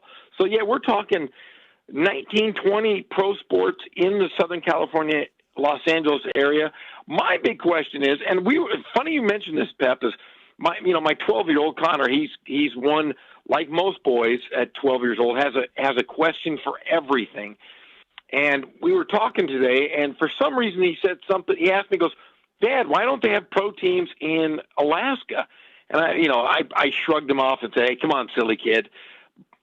There are literally 19 to 20 pro sports teams here in the Southern California area, and yet they still are all thriving, and yet there are certain states that can't get teams. It's just a weird thing that Southern California can support all of these teams all the time. Crazy stuff. Yeah, because, the devil is in the details. Because first, when I saw this question in this game, it says professional sports teams. Being an Inland Empire guy, my first thought was, okay, we got the Sixers, the Quakes, we got the Agua Caliente Clippers, the Fury, the Rain. The Storm. I'm going through my mind. I'm like, oh no, wait, maybe they're just talking about LA. Maybe they're just talking about the major league level, and I guess they included the Sparks. That would be your 11th team. So that was the question. So I was in the pool. I was humiliated. I'm sorry, putting the Inland Sports Show in such a bad spot, not knowing the answer because, Pep's the sports guy over here. And all my desert friends, man, they all looked down on me, and it was a sad moment. And you should be sad, but you know what? Don't hang out with those desert people too much. We have a friend out there, Desert Dan, who calls the show occasionally, and he's a little kooky. So maybe, if you said there were 7 pro teams, they might have believed you because they're kind of lost out there because the heat is going to their brains. Yeah, I think there was an old Adam Sandler skit on Saturday Night Live when they said the sun makes you crazy, and it's definitely hot out here. In fact, Desert Dan, who's a big fan of the show, one of our favorite callers, I told him, it's probably a mistake, but I did tell him I was out here in his neck of the woods, his part of the country, and that he could maybe call the show probably as early as tomorrow to give me the lowdown on the desert. But, Jeff, when I was not in the pool trying to flex my muscles in sports trivia and failing, we were talking. I was actually back in the room, and we were talking about Shark Week. Everyone loves Shark Week on TV. Last night they had Shaq swimming with the Sharks. Ronda Rousey was. I think Rob Gronkowski, the Patriots tight end, he's going to get in the water with the Sharks. Something about athletes who seem to have everything. They've conquered all their fears. They're always the biggest fish in the water. Something about professional athletes wanting to get in the ocean and face sharks like great whites, bull sharks, mako sharks. Something about getting in the water, maybe because rarely do they feel inferior or scared because they're always the dominant, they're always the alpha male, the apex predator on the field. You get into the water and all of a sudden it's like, you're not the big fish anymore, dude. Here comes a great white. Yeah, I'm going to be honest with you. I think I've told you this in the past. Is number one on my bucket list. For one, I wanted to go out on a date with Pam Anderson. That was 10 years ago. But the biggest, number one bucket list thing I have before the big Jeezy kicks the bucket is I want to go deep sea diving with great white sharks. I want to be in a cage, and I want to look Jaws or a megalodon right in their eyes, and I want to just give it a look, letting them know that I am in the water. And they are not the biggest prey in the water, or I should say the biggest predator, but that is my number one goal, is to be in a cage and shark dive somewhere down in Mexico or somewhere in the Channel Islands. I am going to do it before I die. Well, it was funny when they threw Shaq in the water before they went to the actual ocean. They did some training. I guess it was some aquarium somewhere. I had the volume down, but I had it on, and they put him in this aquarium, and Shaq was freaking out. And they said, "Listen, Shaq, you're still the biggest thing down there in the water." The sharks that he was with in this training session, I don't know, they were 5 or 6 feet long, but they said, "Shaq, you're still the biggest thing down there. Don't be afraid of these." I think there were blue sharks. I think there was some makos. But it was just funny. Here you see this gigantic, strong athlete, and everyone's got, I wouldn't say a fear of sharks, but we have a healthy respect that you just don't jump in the water with sharks because it's probably not going to end well. What are you kidding me? Shaq was in the water with sharks. I'm telling you right now, I know what was going through his head. He was going, those things look delicious if they were dipped in butter. And honestly, why would a shark ever go anywhere near Shaq? Shaq is the largest predator on Earth. We did have Andre the Giant. Now we're blessed to have Shaq. There is no way in heck a shark would go anywhere near him. Well, he had a big black wetsuit on, and it didn't help the cause when they said, "Yeah, you kind of look like the biggest, meatiest sea lion these sharks have ever seen." So they made him out to be this nice juicy main course for some shark out there. He's like a big giant manatee. Shaq the manatee. Exactly. Well, listen, when I wasn't swimming and when I wasn't watching Shark Week, I actually watched golf. Even my own kids said, "Pep, not Pep, but Dad, why are you watching golf?" And I said, "Hey, listen, like a shark, smelling blood in the water. Tiger Woods, he's got red on. It's Sunday. He's in the hunt. His name is near the top of the leaderboard. In fact, it was at atop the leaderboard for a little bit. But he was in the mix, Jeff. And I think as a casual golf fan myself, I don't know how much golf you watch, but at least during the majors, I pay attention. And if Tiger Woods is in contention in a major, I'm definitely locked on, especially on a Sunday. And I think it was great for golf. I think a lot of people wanted to see him win it, but still, even in defeat, it was great for the sport of golf to see Tiger Woods there. Well, I was up at 5:30 with my mini kids, and I texted you. I think it was probably around 9:30 just to see if you were watching. And Tiger was in the lead. It was the 10th hole. I'm like, dude, he's going to win this thing. But then he tripped up at the 11th hole. He double bogeyed at the 11th, and then he went on. He tried to be too cute. I don't know if you watched this, but he tried to chip it, and it was just he tried to be too cute. Didn't make the green, double bogeyed, and then number 12 he bogeyed, and then he just never recovered. But man, Tiger Woods had a shot. But everybody was in the hunt. There were 6 other golfers that were tied for the lead. But Tiger Woods, man, I'll tell you what, he's very, very close to getting that elusive next major. Yeah, and speaking of the next major, Jeff, is going to be the PGA Championship. In fact, it's the 100th annual, so the Centennial PGA Championship. It's August 9th through the 12th, so we've got, 2-3 weeks before that one, and it's going to take place in Missouri. So that'll be the next chance to see Tiger Woods potentially win a major. It's the final major of the year, and based on what he did at the Open, you got to think he's close. And if he's close on Sunday and he's wearing red, people are going to watch it.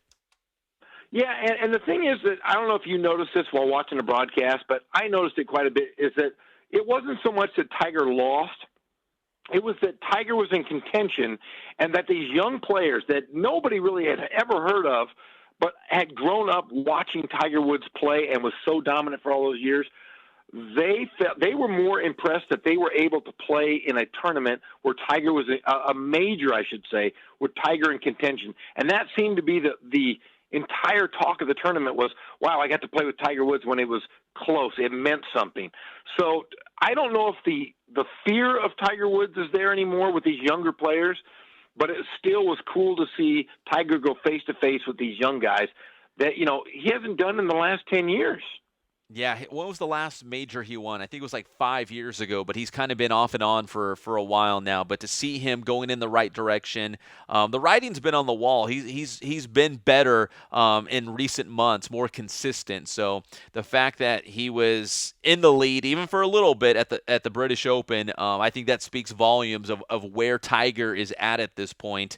And I would not be surprised if he can win it all at the PGA Championship back here on home soil in Missouri come next month. When we come back here on the Inland Sports Show, we're going to talk about Johnny football. Johnny Manziel is on the move up in Canada.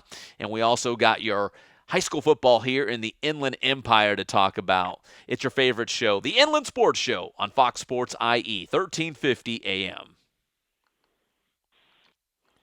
All right, yeah, we had to...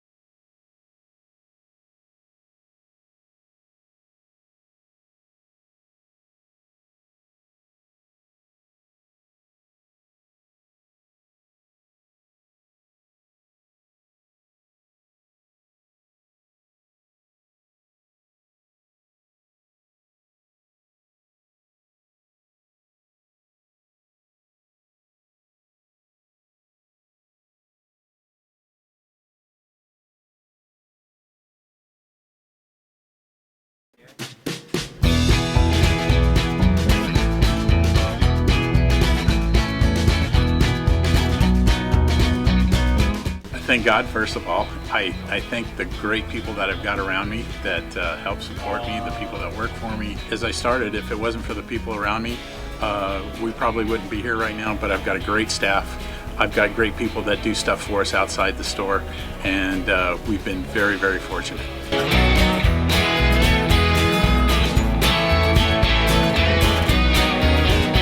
Our service is impeccable, and we just keep trying to get better every year. We can do online stuff for your teams, as well as, like I said, the screen printing, the embroidery. We also have 3 women that do extra sewing for us, like tackle tool on uniforms, or the bling or rhinestones for different shirts for the ladies. That's why we have certain racks just for certain schools, and the fun about that is that it turns into other schools that may come in here that aren't as close, that we can do stuff for them as well. We've had very, very good customers throughout the years, and it's just been a blast.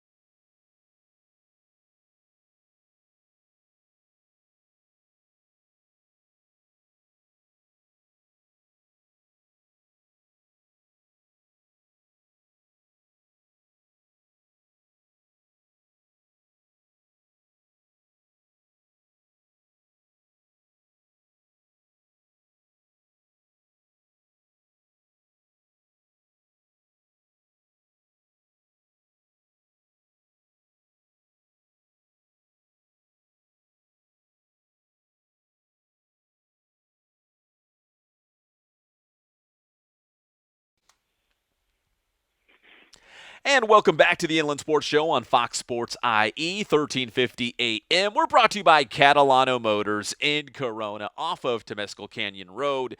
If you're out there looking for a car or a truck or an SUV, a minivan, a sports car, they've got it all at Catalano Motors. Make sure you make that your first stop, because you're already going to save thousands of dollars. They've got weekly specials at Catalano Motors in Corona.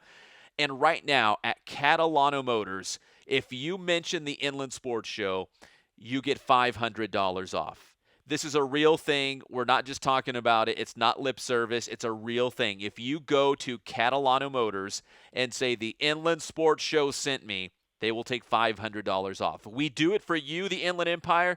It's because we love you. We're trying to put money back in your pocket, trying to give you a good deal with a reputable local company. Catalano Motors loves the IE just like we do. They're here to help. We all need cars. We need to get around.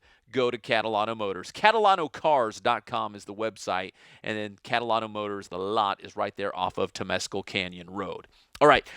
In about 10 minutes, we're going to have Rick Croy joining us live on the Inland Sports Show. But first, a couple football notes, Jeff, that we want to get to. First off, Johnny Manziel, he has been traded up in Canada. This one went kind of under the radar because he's not starting up there. He's not even playing up in Canada.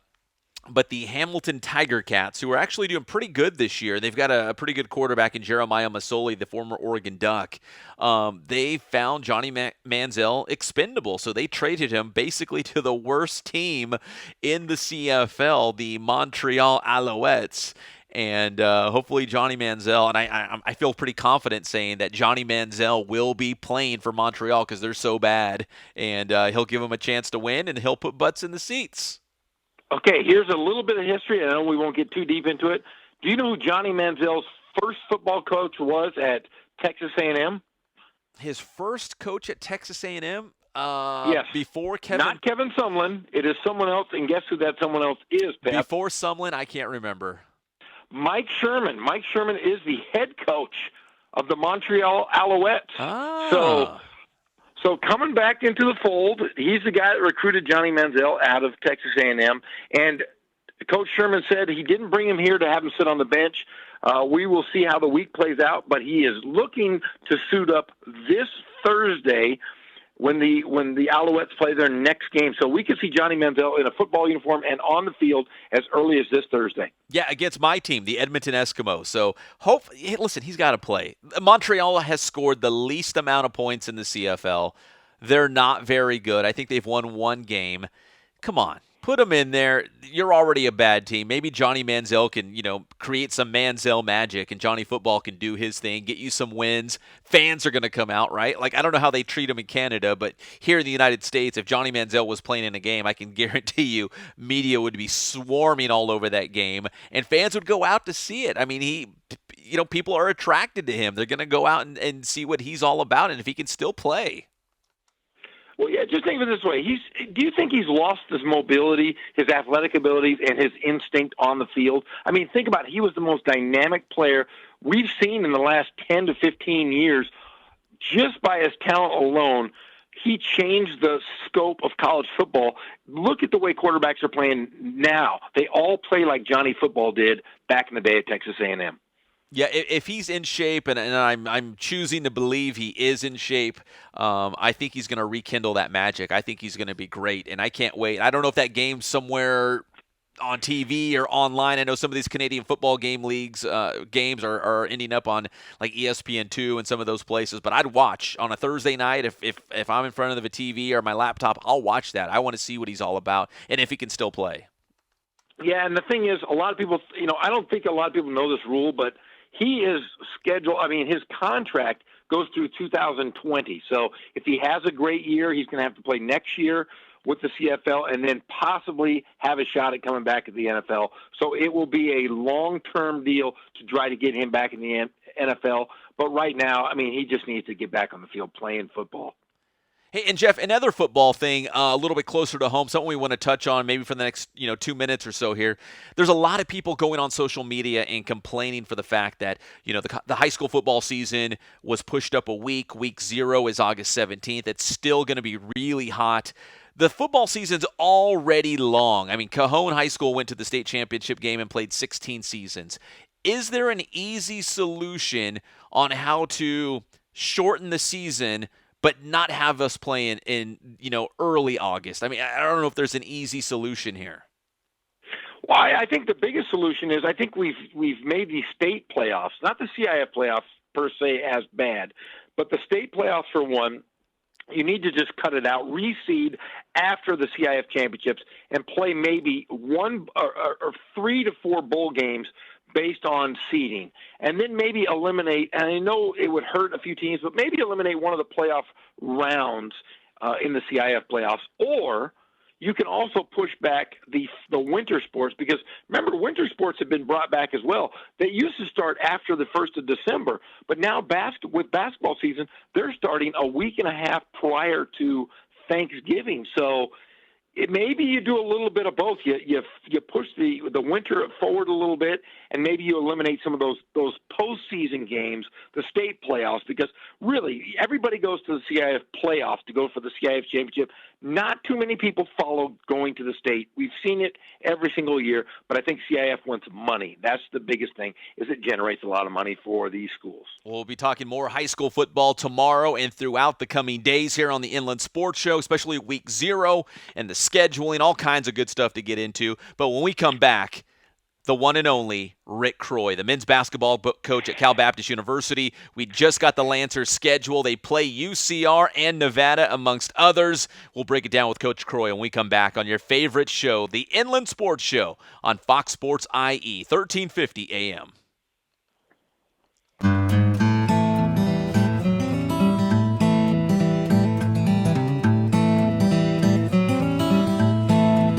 We focus on the customer here.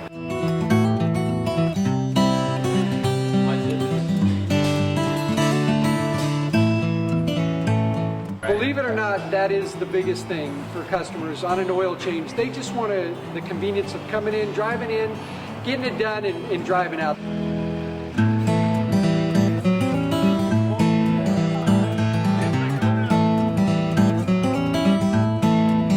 We just greet them, get them going, and they're done in about 10 minutes or so.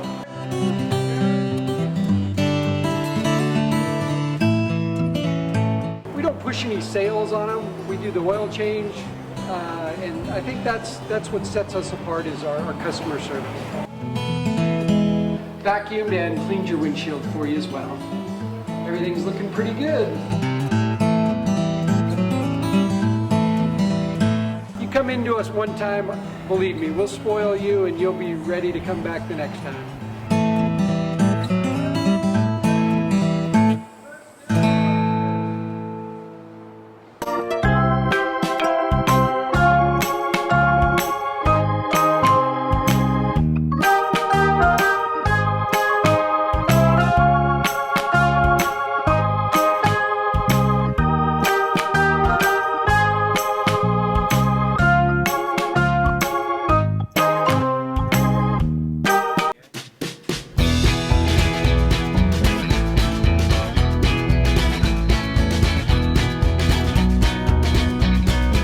Thank God, first of all. I thank the great people that I've got around me that help support me, the people that work for me. As I started, if it wasn't for the people around me, we probably wouldn't be here right now, but I've got a great staff. I've got great people that do stuff for us outside the store, and we've been very, very fortunate.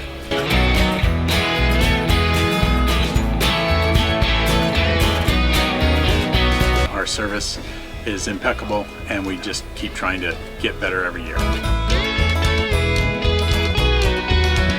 We can do online stuff for your teams, as well as, like I said, the screen printing, the embroidery. We also have 3 women that do extra sewing for us, like tackle tool on uniforms, or the bling or rhinestones for different shirts for the ladies. That's why we have certain racks just for certain schools, and the fun about that is that it turns into other schools that may come in here that aren't as close, that we can do stuff for them as well. We've had very, very good customers throughout the years, and it's just been a blast.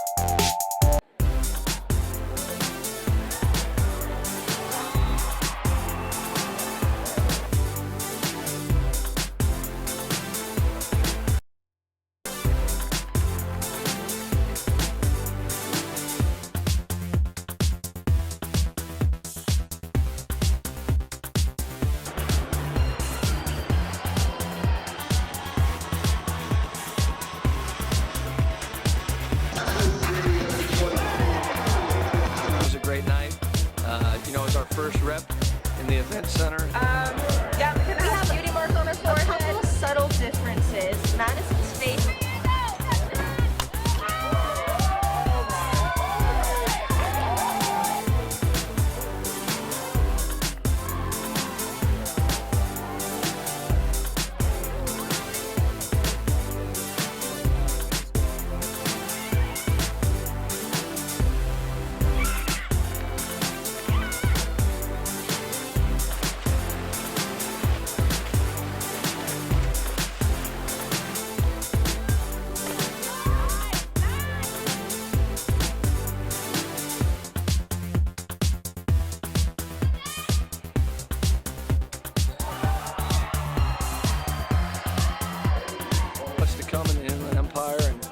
college basketball environment that's going to be created here.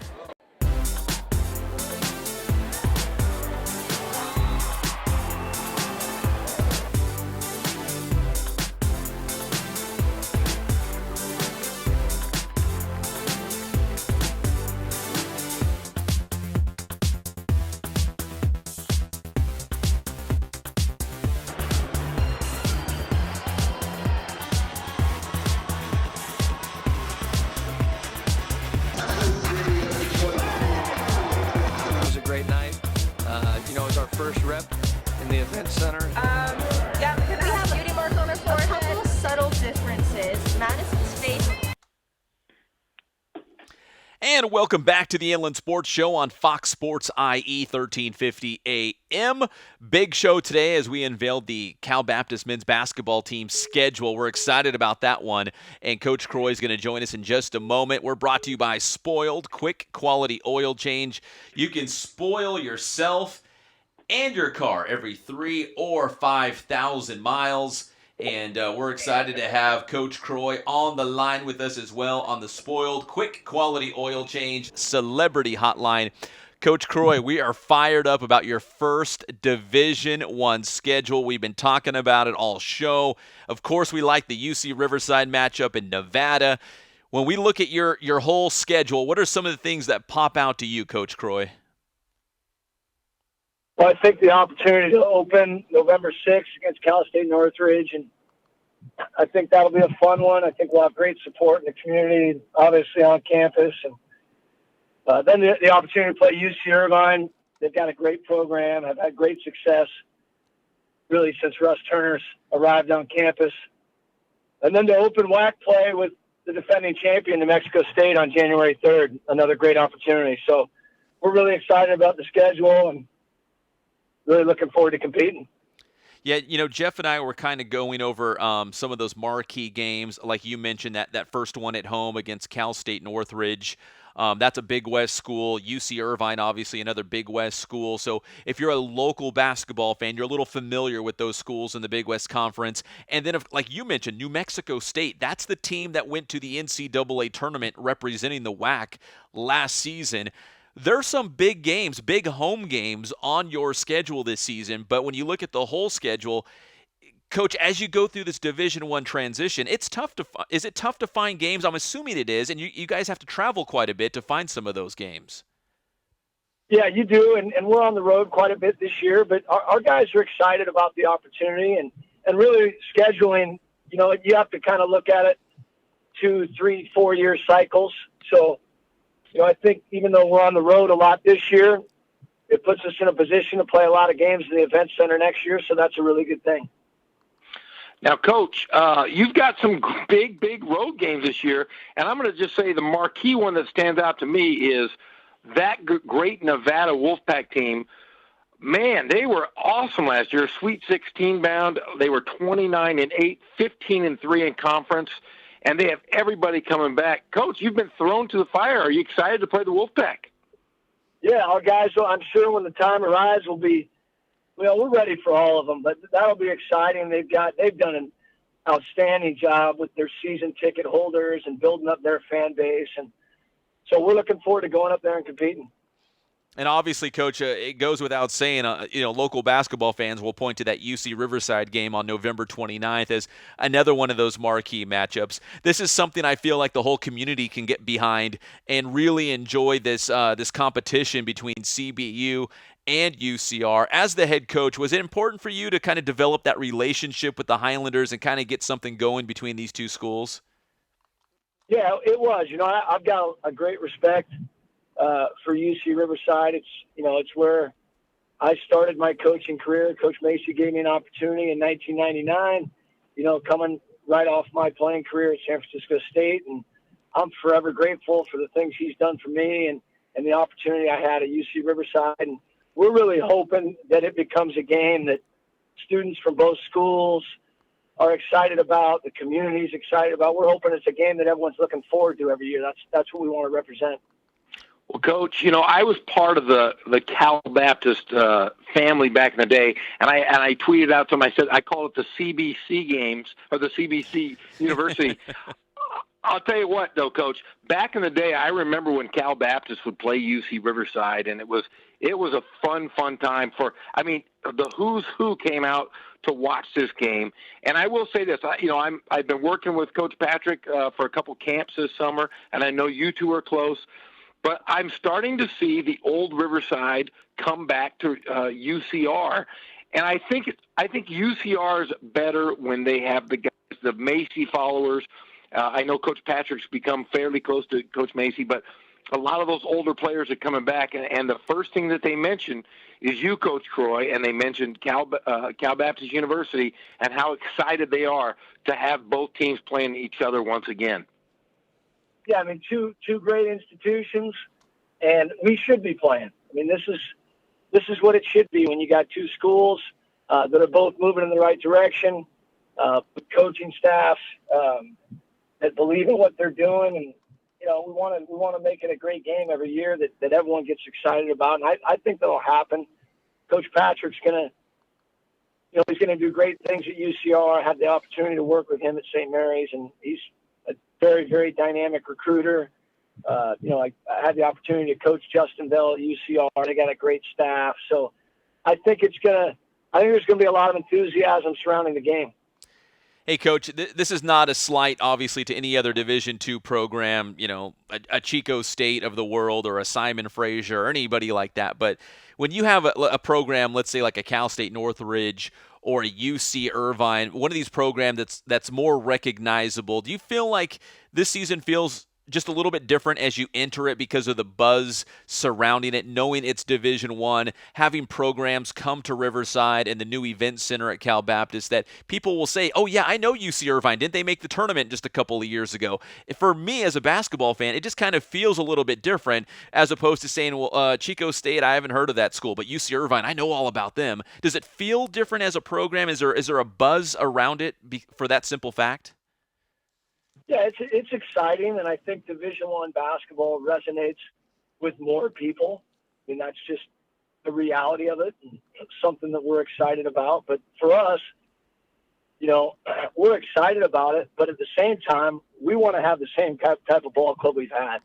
And, a team that with a real tight locker room, and a team that you can feel when you come to the game, and a team that's present in the community during the summer and throughout the year.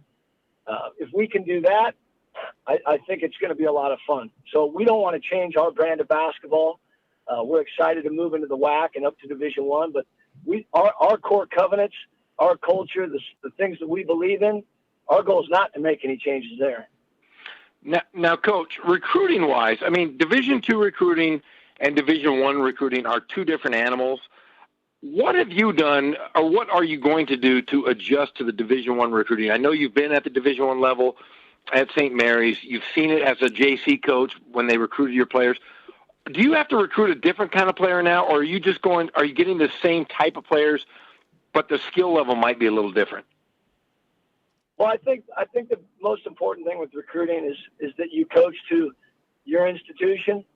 We're very, very proud to represent California Baptist University. It's an institution with a tremendous amount of momentum, great leadership at the top, and there's a lot of enthusiasm on campus in a lot of different areas.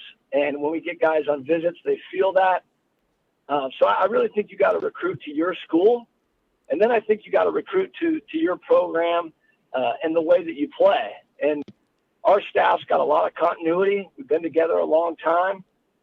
So there aren't that many changes with Division I recruiting. Obviously, I think every year that you coach, you're trying to get a better and better player.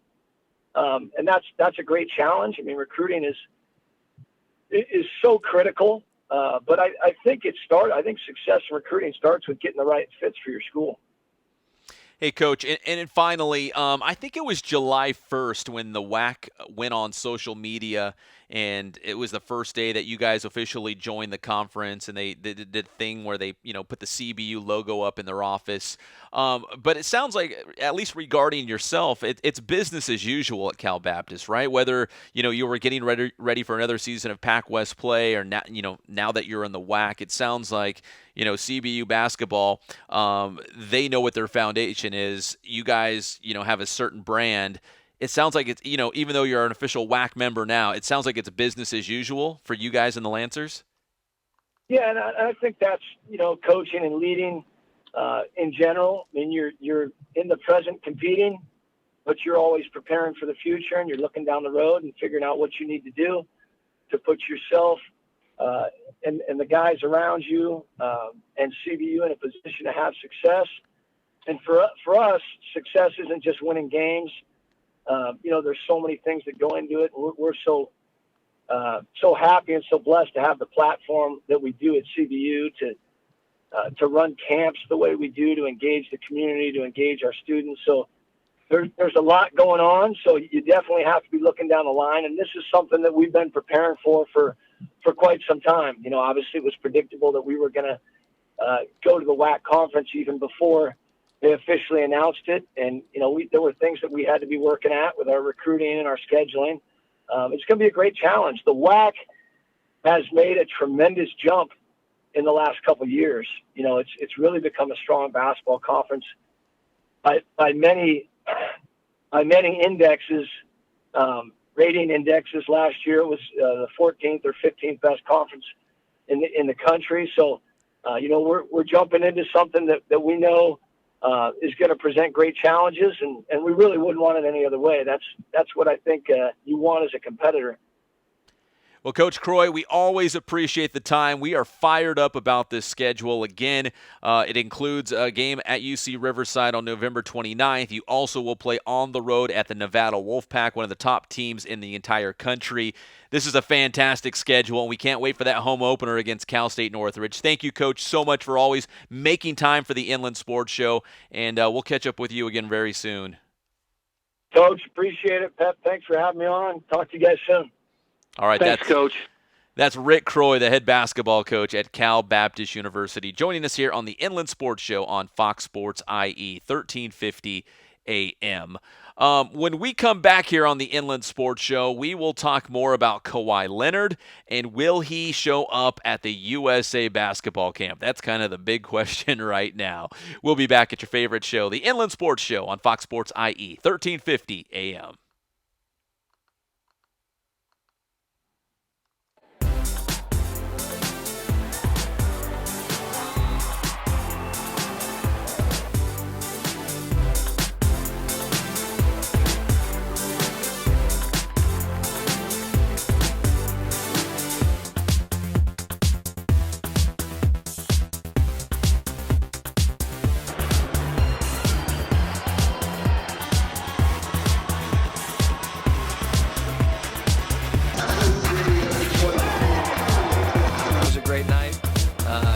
First rep in the event center. Yeah, we have beauty marks on our forehead. A couple of subtle differences. Madison's face.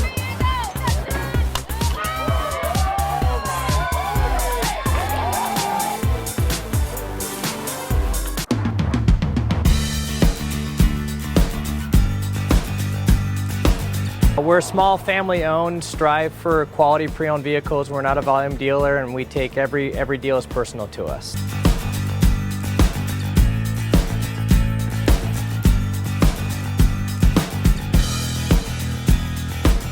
We're a low-stress environment. We're not a pressure sales house. If you want to shop us, you're more than welcome to shop us. We have, like I said, great rates, competitive financing, a lot of one-owner, clean Carfax, clean title vehicles. As you see, we have Carfax everywhere. That's most important to us, to educate our customers before they make a purchase.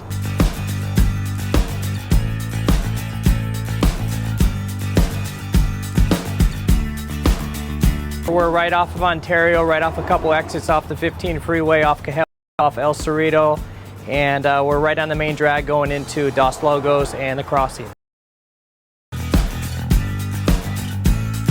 We have great financing, we have great lenders that we're using. We do buy, sell, trade, cash for your car. Whatever we need to do to help accommodate the customer, that's what we're here for.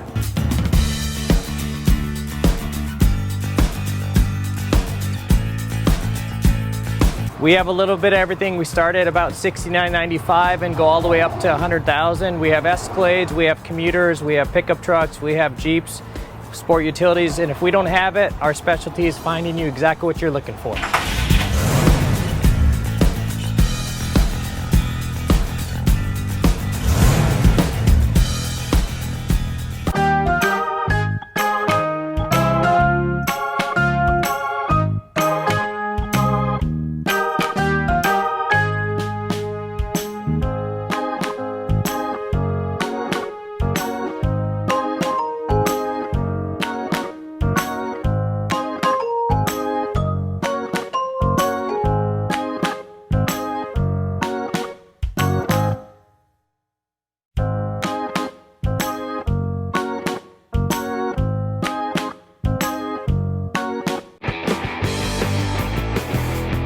How you guys doing? Coach Bass here with Boost Training. We're here at the BPC and it's summertime. We have another Boost Training. This tip goes out to all the football players. You spent the entire offseason getting strong, putting on weight, getting bigger. Now it's time to make that sport specific and turn it into power. So these next few tips are going to show you exactly how to do that. Let's check it out. Okay, so our first tip of the day is what's called a depth jump. This is a great drill to turn strength into power that you want to hit as you start getting closer to the season for an off-season football player. So what Cruz is going to do, he's going to take a quick step off the box. He's going to elevate, and he's going to land on the higher set of boxes here. All right, he's going to have his hips flexed, arms extended. He's going to hold that for a second. He's going to step back down. Here we go, Cruz. Let's hit it. Get up. Nice. Wants to hold that position for a second. Take a nice and easy step down. Depth jump. Great drill to maximize power. There you have it. Now we just showed you guys a depth jump. Now, one of the things that you can do to progress that and really take it to the next level, you can either elevate the 18-inch box here, all right, or we can elevate the landing box, all right? And remember, the goal here is to minimize ground contact and have a great counter movement, meaning when we hit the ground, we want to bring our arms through, all right? So just one of the things that you can do to make this more difficult and to maximize all those power gains. So that's our Boost Training tip of the day. Thanks for checking us out again. And make sure you stay up to date with everything that's Boost. Check our schedules, check our videos at our website at www.boosttrainingsystems.com. Check out our Twitter at Boost_training and our Instagram at Boost Training. Grind hard, stay solid.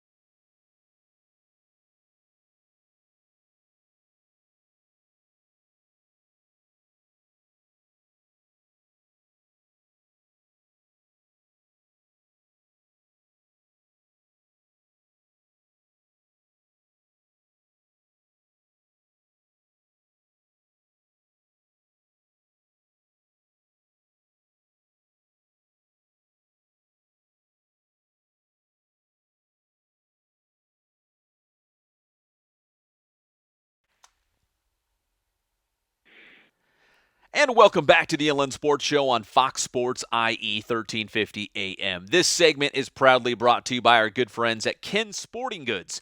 More than 40 years in the Inland Empire, bringing you all of your sporting gear needs. There's only one place where people in the IE go to get their sports equipment, and that's Ken Sporting Goods. They can also do Letterman's jackets. So if you're a big-time star at your high school, you got all those all-league and all-CIF patches, they can hook it up. They can even bling it out for you. If you like the bling, they do that too. Ken Sporting Goods, team sales, large orders for a bunch of people, for your company, your business, they can do it. Ken Sporting Goods in Norco off the 15 freeway, kensportinggoods.com. Hey, Jeff, so I am live in the desert at a top secret hidden location. I can't give away exactly where I'm at because, again, my motto is Batman never shared where the Batcave was, but I'm hunkered down in a secret location out in the desert trying to understand and communicate with the desert people so I can understand their ways and bring them into the Inland Sports Show family. but I'm in my hotel room right now. It's just another reason that you might want to go watch on the Inland Sports channel on YouTube. I am sitting in my hotel bedroom. What do you think is on the television behind me right now, Jeff? Some sort. Let's see. It's either a sporting event or a show on Nickelodeon, because I know you have daughters. Those are both. Was I right? Those are both excellent choices. I think for the better part of the first 2 hours of the show, I had it was NFL Network in the background. But during the last commercial break, I was flipping around the channels, and guess what's on again is none other than The Force Awakens. Star Wars is on again, so I got Star Wars on in the background. So hopefully there's no like copyright issues or whatever, but it's playing on the TV right behind me in my bedroom right now. So Yeah. See, only you know what I'm doing right now. I can tell everybody because I am laying in my parents' extra bedroom on the floor, looking at the ceiling fan, trying to stay you cool are here. not. I am too. I'm laying on the floor. I'm still wearing my whistle from working the UCR basketball camp earlier today. But man, I'll tell you what, I'm sore. I was coaching kids up. I was doing everything I could today at UC Riverside. I don't have anything left in me physically, so I'm laying on my back on the floor, talking sports with you.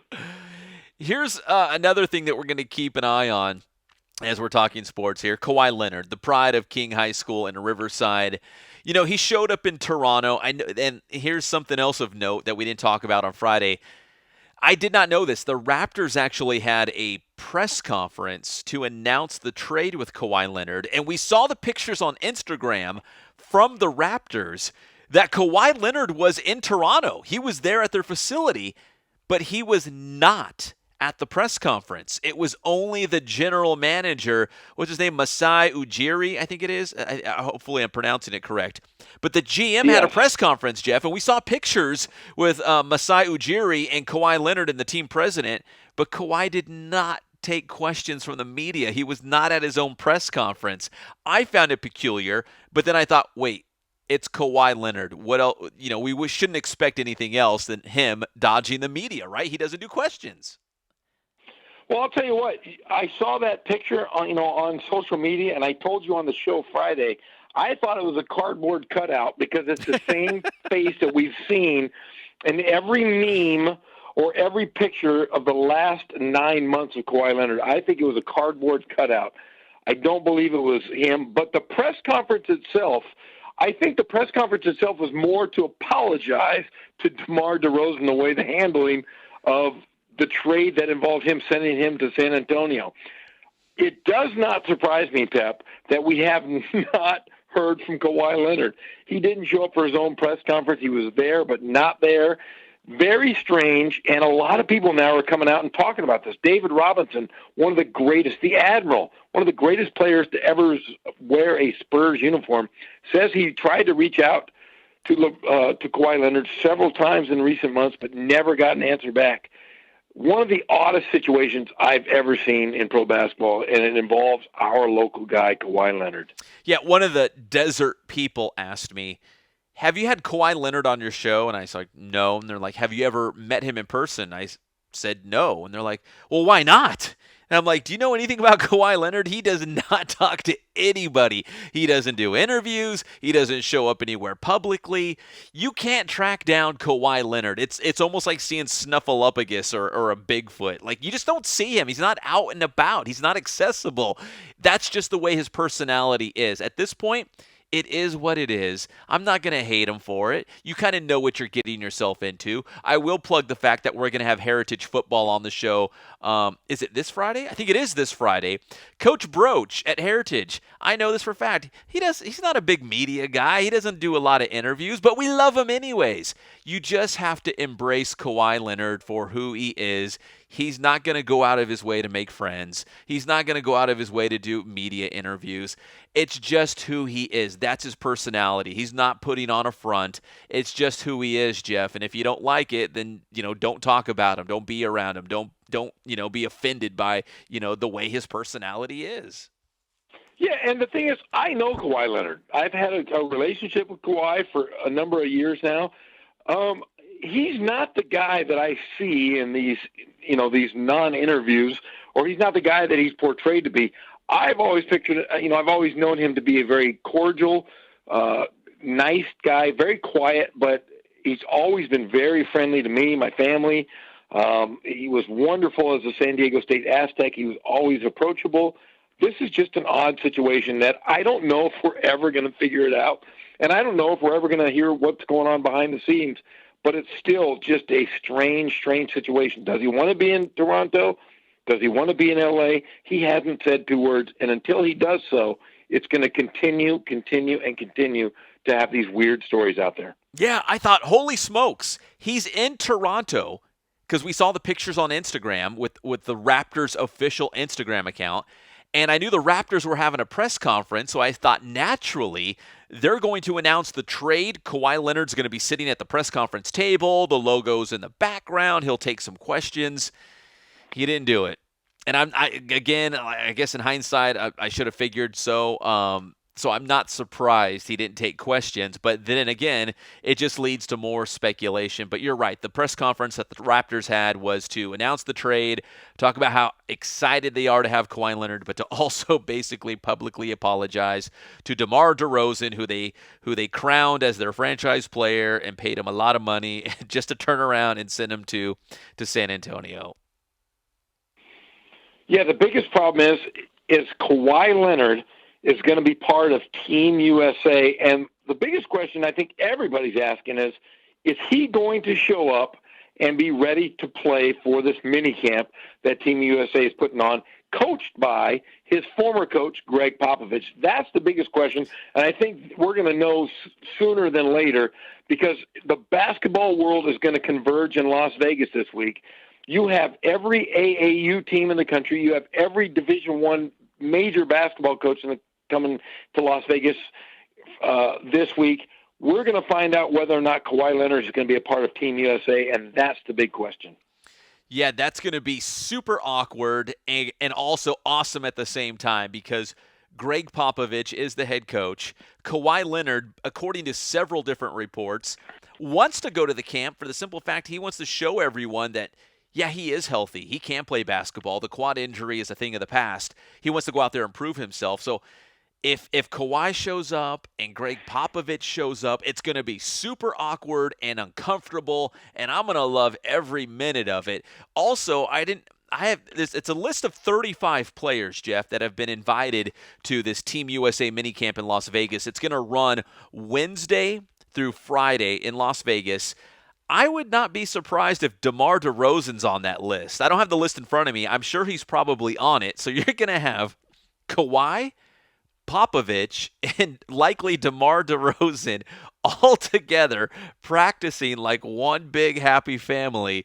I don't know how they can you can't keep media out of everything that they do there. There's going to be cameras and TV and radio reporters just flooding that place, trying to get that first soundbite from Kawhi talking about now being a Toronto Raptor. And I don't think DeRozan's had a press conference in San Antonio either, so we really haven't heard from either side, although Popovich did give a brief statement on camera. We played that for you on the show last week, just basically saying what he was supposed to say. Hey, thank you, Kawhi. You were a great asset. Best of luck in Toronto. It's time to move on.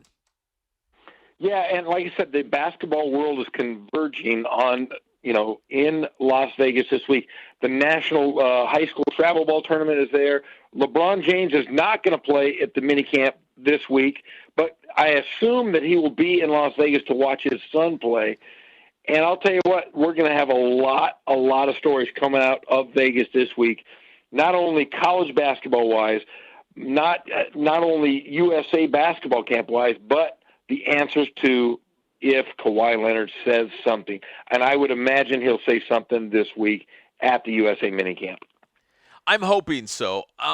First off, we just got to see him there. First, he's got to show up, and it sounds like he wants to. And I'm saying this from a health standpoint, like his quad. If according to several reports, his quad is okay. He's good enough to play full on basketball. So I think a lot of people just want to see him out there running around, shooting the basketball, know that he's okay. But secondly, again, from a media standpoint, he's not going to be able to dodge all the cameras and the questions. He will have to face up at some point and address all this that happened. He's not a big talker, so I don't know exactly how much we get out of him. Maybe he'll prepare a statement and he'll just read it, and then he'll not take questions. Like, I have no idea how this is going to pan out, because he probably does not want to do a full-on press conference. That's not his style. He doesn't want the attention. It'll probably be like, all of a sudden, the media relations guy or gal for Team USA is going to run over and say, hey, guys, Kawhi's going to address the media over there on that side of the court at the end of practice, and everyone's going to flood over there, just a crush of media surrounding Kawhi. He'll probably give a very brief statement, and they're going to swoop him away back into the locker room. But if he's there, if he shows up at Team USA camp, you've got to think he's got to say something. Give the media, give the fans something. So we know, like, he's kept us in suspense for this long. I mean, am I being selfish here, Jeff? Am I asking for too much? No, and I think that he really needs to fix his fractured image. He's in a situation where he has to play like he was 2 years ago, because he's going to be playing for that big contract next season. So he's going to have to put up, or it's going to really, really hurt his chances down the line. He's going to have to show up to every single one of these mini camps, these Team USA camps. He's going to have to show up in Toronto. He's going to have to be the yes man, and he's got to play basketball again at the level he was 2 years ago. Or guess what, Pep? His stock will drop so fast that he might be stuck in Toronto for the rest of his career. He's going to have to fix it by playing basketball. And how about this, Jeff? Let's assume he does not show up for the USA camp later this week in Las Vegas, and he does not come out and say anything. Then people are going to speculate even more. They're going to say two things. Either one, he and Greg Popovich, their relationship has gone so sour that they can't even be in the same gym together. Or, man, Kawhi is still hurt. He can't get out there and play. We don't know. Is it Popovich, or is he still hurt? Did the Raptors get damaged goods? Is he not ready to play basketball yet? People are like you and I, we're going to run wild with this. We're not going to know. Yeah, and we've seen it. I mean, let's look in the past of guys that have had really bad injuries, and did they ever really come back to the players they were? We saw Dominique Wilkins. Dominique Wilkins was a great athlete, and then overnight he got hurt. The next couple of years he ended up dying as a Clipper, basically, where, like I said, the whales go to die. We've seen countless players who have had great careers. Bill Walton, another great, one of the best of all time, top 50 players ever. He had bad feet. He didn't live up to his potential. Greg Oden, there are guys over and over and over that have had injuries that have not been able to recover. Is Kawhi Leonard one of these guys? That's the biggest question I have. Not too much where he's going to play. Is he the same player he was 2 years ago? Well, it's going to be very interesting. We're going to find out hopefully pretty soon. That's another thing. Hopefully we do find out. Maybe the mini camp will just, arrive on Wednesday, and we're just going to simply say, I don't see Kawhi here. I guess he's not showing up. I don't think there's going to be some formal announcement if he's showing up or not, but I hope he does. Again, I like the whole drama of it. He's there. Popovich is there. How's he going to look? I want the whole thing, because we haven't seen or heard very much from Kawhi Leonard. The Inland Sports Show is brought to you by Boost Performance Training in Corona with Coach Ray Bass. Athletes of all levels and all sports. Everyone is welcome. Boys and girls, soccer players and track stars. Everybody's going to Boost Performance Training. And you know they do football. Football is right around the corner. If you want to be explosive, if you want to be dynamic, as Coach Ray Bass puts it, go check out Boost Performance Training. Follow them on Instagram and Twitter. When we come back here on the Inland Sports Show on Fox Sports IE 1350 AM, we'll talk more Dodgers and Halos. Plus, Jeff, I don't know if we talked about this yet, but There was a special moment in baseball yesterday, and it involved an Upland High School graduate. We're going to recap that as well because it was a pretty special thing that happened, and we want to make sure we give it enough attention and do it justice. We'll be back at your favorite show, the Inland Sports Show on Fox Sports IE, 1350 AM.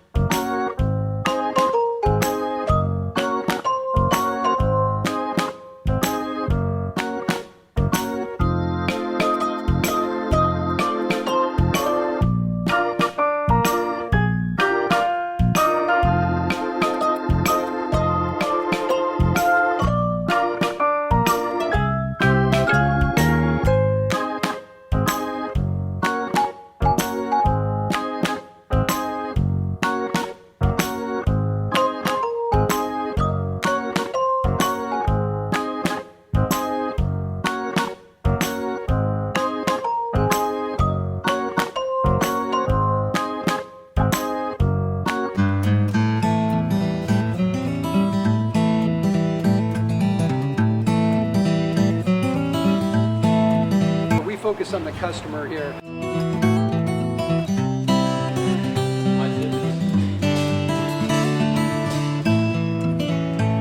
Believe it or not, that is the biggest thing for customers on an oil change. They just want the convenience of coming in, driving in, getting it done, and driving out.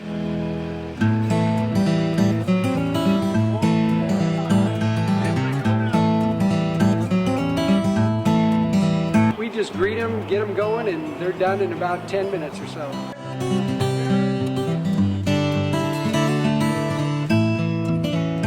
We don't push any sales on them. We do the oil change, and I think that's what sets us apart is our customer service. Vacuumed and cleaned your windshield for you as well. Everything's looking pretty good.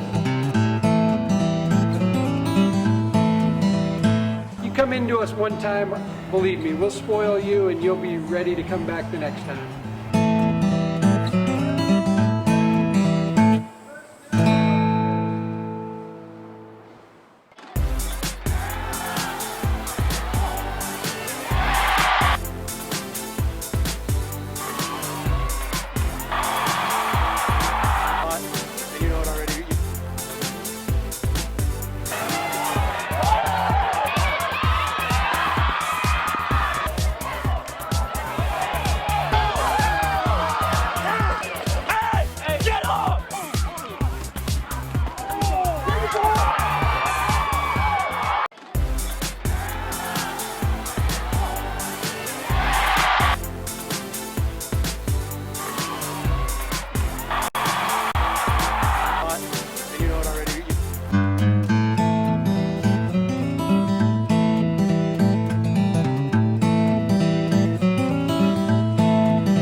Focus on the customer here.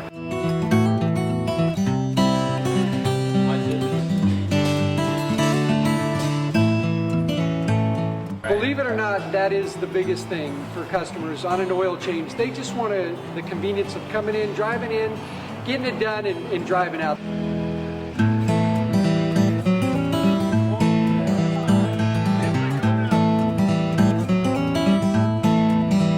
Just greet them, get them going, and they're done in about 10 minutes or so.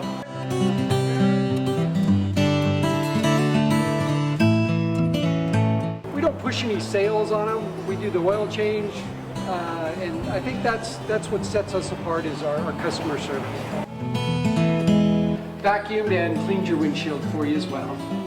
Everything's looking pretty good. Come into us one time, believe me, we'll spoil you and you'll be ready to come back the next time.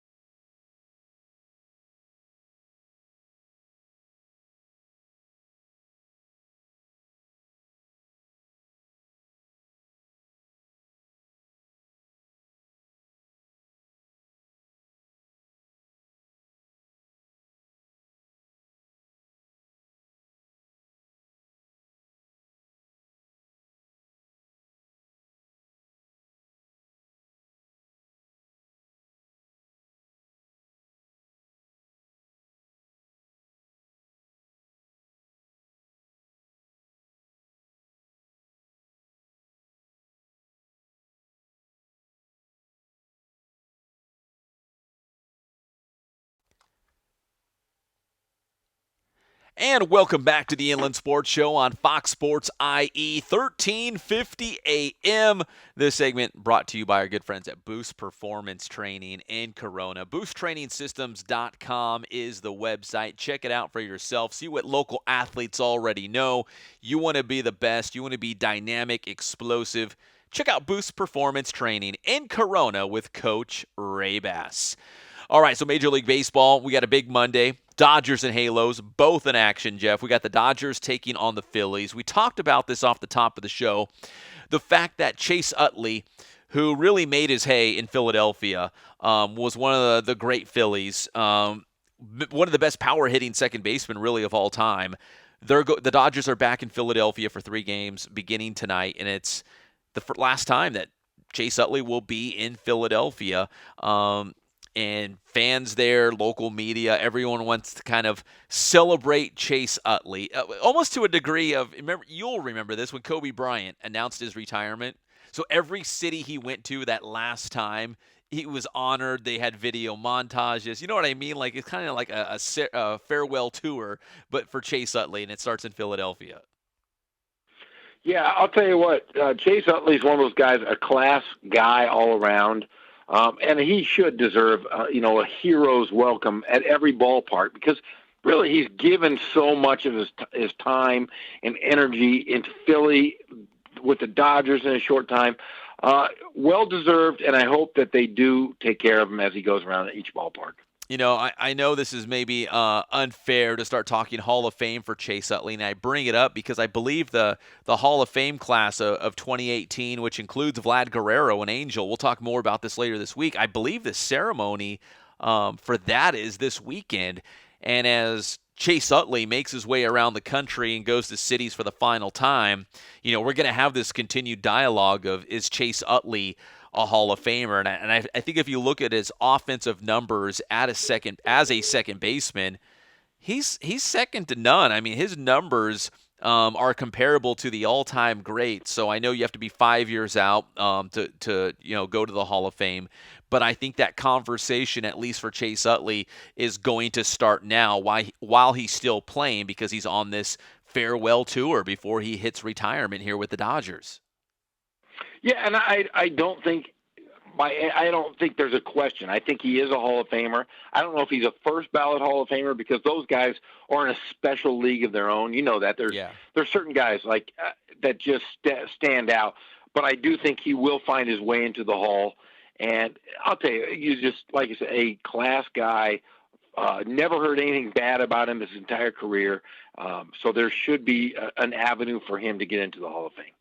All right, so Chase Utley again playing in Philadelphia tonight with the Dodgers, where it all started, where he was a huge star for the Philadelphia Phillies, and now he's going back for the final time, the final road trip for the Dodgers to Philadelphia. And the Phillies, they're battling for a National League East title. So, Jeff, this is kind of like division leaders battling maybe a postseason preview. I'm not sure. The Phillies certainly don't have a lot of household names that we would recognize here in Southern California, but they've put together a really good season under Gabe Kapler, and Gabe Kapler is the manager of the Phillies.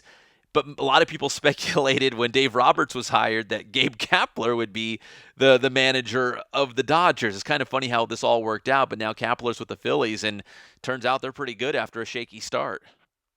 Yeah, I mean, they're 12 games over 500, and if you'd have told me this is opening day that the Philadelphia Phillies in late July would be 12 games over 500, I'd have laughed at you. Tell you, the National League East has been a surprise. The Phillies, the Braves are really, really done. I mean, just doing an amazing job. And we're seeing the implosion right now of the Washington Nationals. Man, the Phillies have a shot here. And what a better way, and what a great series we're going to see here with this Dodgers.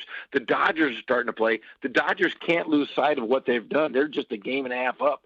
They're 7-3 in the last 10. They've got to be ready to play, because Philly could sneak up on them, and that difference could be the Dodgers being out of first place and dropping down to as far as fourth place after this series. So Dodgers have to win. Phillies have to win for both teams.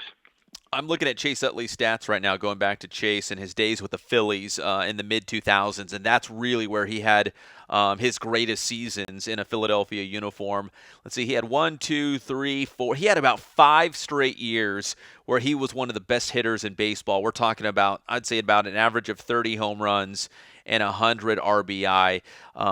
He was fantastic, and usually you don't get a lot of offensive production from a second baseman. Chase Utley was the anomaly. He was, the outlier, because usually the second basemans are known for their glove, and he was known for both. A big bat in that Philly lineup. So we'll keep an eye on Chase Utley the next couple of nights as the Dodgers are playing the Phillies. And real quick before we end this segment, Jeff, this was a really cool note. I want to give a shout out to my good friend Rod Landon out there. Rod turned me on to this.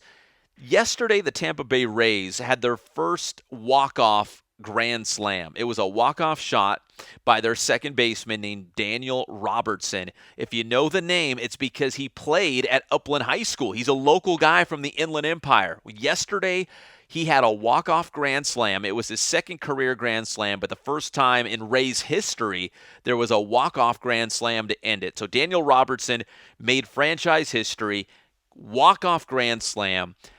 90 minutes later, after the game, he was in a hospital room. He was meeting with a young baseball player who has a severe back and neck injury. From what I read, this baseball player was jumping into, I don't know if it was a pond or a creek, but he was jumping off a bridge into a body of water and had a severe injury. They don't know if he's going to walk again. It's still very fluid. Doctors are trying to figure out the entire situation because it's very recent. But somehow Daniel Robertson from Upland High School got in touch with this kid, this young baseball player. 90 minutes after the game, he was already in the hospital room telling that kid that he hit that walk-off grand slam for him. I know these stories don't come to light quite often, but we wanted to make sure, especially because he's an IE guy, Jeff, that we gave Daniel Robertson some love. How cool is that? The grand slam to walk it off the first time in Rays history, and then still, a quick celebration, I'm sure, with his teammates and some of the fans there in Tampa, but quickly over to the hospital and to really just, share this moment with this kid who might not walk again. I mean, it's a terrible situation, but Daniel Robertson certainly rose to the occasion and made this kid's day. Well, I think as a society, I think we look at we're a TMZ culture. You look at TMZ and you look at the sports stories that come out of there, and they're always negative. And you look at across the board, the positives aren't spoken upon until something bad happens. For this young man to go out and honor and hang out with this young man after a tragedy, that is those are the stories that we and everybody, TMZ, the news media of the world, need to cover stories like this. What a great story, and it's really nice to see a local guy have such a big heart. That's an awesome story, Pat. Absolutely. Shout out to Daniel Robertson from Upland High School. We'll be back to wrap things up here on your favorite show, the Inland Sports Show, on Fox Sports IE, 1350 AM.